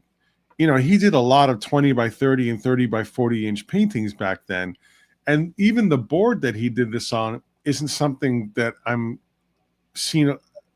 all that familiar with. I think it's just a 12 by 18 inch board. Oh, really? Oh, wow. Yeah. Wow. He packed a lot into it, and it feels like something that he would have done in a much larger scale. Yeah, exactly. I don't know why I've never asked him about it. It's just weird. It's very weird that I haven't, and I think I finally will. Yeah, you should. It'd be nice to see if he has any reminiscences about it. He may not even remember. Who knows, right? But I don't know. I think he's gonna. I'd like to think that he'd remember this one, a painted piece of Moon Knight '85. I think he'd remember. Yeah. But he might be interested about how I got it and how much I paid for it too. Guys, this is an eBay buy. Oh, really? Wow. A long time ago on eBay. Yeah. Oh, in your early days. Early days. Wow. Yep. So this couldn't have been more than like just a few $100, right? Oh no, it was more. It was 10 really? times more than that. Yeah. Come on. Yeah. Like, are you sure it was early or maybe like late 2000s, not so much early 2000s? Mid 2000s? Because by the late 2000s, I could see, 4 figures, but I don't know. I'm kind of thinking, I'm trying to remember when I bought, like, I remember I used to have the what if Conan had roamed the 20th century. Yeah. Was that the right? gun one? It's this. Yeah. It's just this, right? Yeah. Yeah. And I used to own that one, and I don't know. I think I probably got that one in I probably got that one in the later 2000s, and that only cost me, gosh, I want to say either the very high 3-figure range or very, very low 4-figure range. Yeah, not multiple thousands. In fact, I remember selling it for only, I want to say like $1,500 or $1,700 or something a little while after that. So, but anyways, yeah, it's cool. It's just a cool thing that for it to pop up on eBay. And there was a what if Loki and Thor hammer one. Do you remember that one? It was like yeah. Oh God, it's gorgeous. Oh, I love that. I remember I almost bought that one. It was a what if cover, if I remember right. I almost bought that one in 2004. It was $700. Wow. Yeah. Yeah. But of course, in 2004, relatively speaking, that was considered like, ooh, $700 I got to spend on this. You could still get black and white covers from published Marvel and DC comics for like $300, $400. So it kind of was like, wow, this is $700. Ooh, I think Rubens. I think someone told me that it was a little too much, and I listened to them, and I didn't buy it. Yeah. Well, that's what I'm saying, right? That's what I'm saying. It's all relative, and at the time, it probably was kind of a little bit too much, But I also have to make mention that back then there was also a stigma. There was also a stigma where most people didn't want to collect painted covers, painted artwork, because traditionally pen and ink was the thing in comics, right? Whereas painted covers was kind of a cool little side thing. It was a niche. It was like a little niche group of weirdos that got painted art. Yeah, exactly. And that was the thing, and that's why it took a lot longer for that kind of stuff to really take off, because a lot of the sort of active collectors were just like, nah, it's cool, I like it, but it's, I don't know, it's not, it's not black and white, it's not the regular thing I'm used to, it's kind of a little side thing. They didn't take it seriously, so it took a while for them, the paintings to catch on, and especially in value, this would be hard to find a frame for. I don't see why, Tom. Amazing piece, little Kasra, of course. Great cover, of course. I put that one up earlier. Mitch had great stuff. Well, he was repping Bill at the time. I know friends that bought props off eBay back then for $2K that are worth $500. Well, good for them. Whatever. It's all luck of the draw, right? But yeah, that's really, really awesome. And that's it, guys. I want to thank my pal Kasra again. Thank you so much, my friend. Really appreciate you taking the time to do this, especially Thank you for inviting me. Thank you for inviting me. That was awesome. Yeah. That's very, very welcome. Yeah, it's my pleasure. I especially after I'd have Mr. Davidge on, and I was like, oh man, I was thinking I gotta get Kasra on too, and start maybe I should start making the round of all the former Chicago guys, the current Chicago guys. But I figured I was like it took a while for me to sort of ask, because I was like, well, he's always busy, and especially now with with OAX and all that, and CAF, whatever. I'm like, okay, I honestly thought he's not gonna have time. I go, I'll look for other people first, and if I ever eventually I'll get around to asking, so that's why I beat Barucci on the show, didn't I? What do you mean? Is Nick on next week? You beat him to the show. You actually you actually did. Exactly. He's on next week. Exactly. Yeah. So that's funny, No, this is literally my life. This is what I do. I like to talk art. I like to talk about what's going on. I'm happy to come on anytime. I can contribute to something. If there's a discussion, whatever it is, I'm happy to come on. I sit in on about. I don't get to see them all, Ruben, but probably half the shows. No, I appreciate that. Yeah, like I say, I don't hold anything against anybody. If I got some friends that are like, yeah, sorry, man, I'm just too busy. I don't have time to watch your stuff. I'm like, that's okay. Like, why would you apologize to me? Why do we even bring it up? Like, we can be friends, and I accept that you don't watch my shows. Like, whatever. Like, you don't have to give me excuses, reasons, whatever. Like, I always say this to everybody. I appreciate anything anybody does to help me out. I mean, I always, like I say, these guys who come in here every week in the chat, they're like regulars, and they support everything I've done since I started. I really, really appreciate it, because my whole thing is live, right? Doing the live, unplanned, unscripted show and interacting. It's all about interacting with all these guys in the chat. I wouldn't want to do it any other way.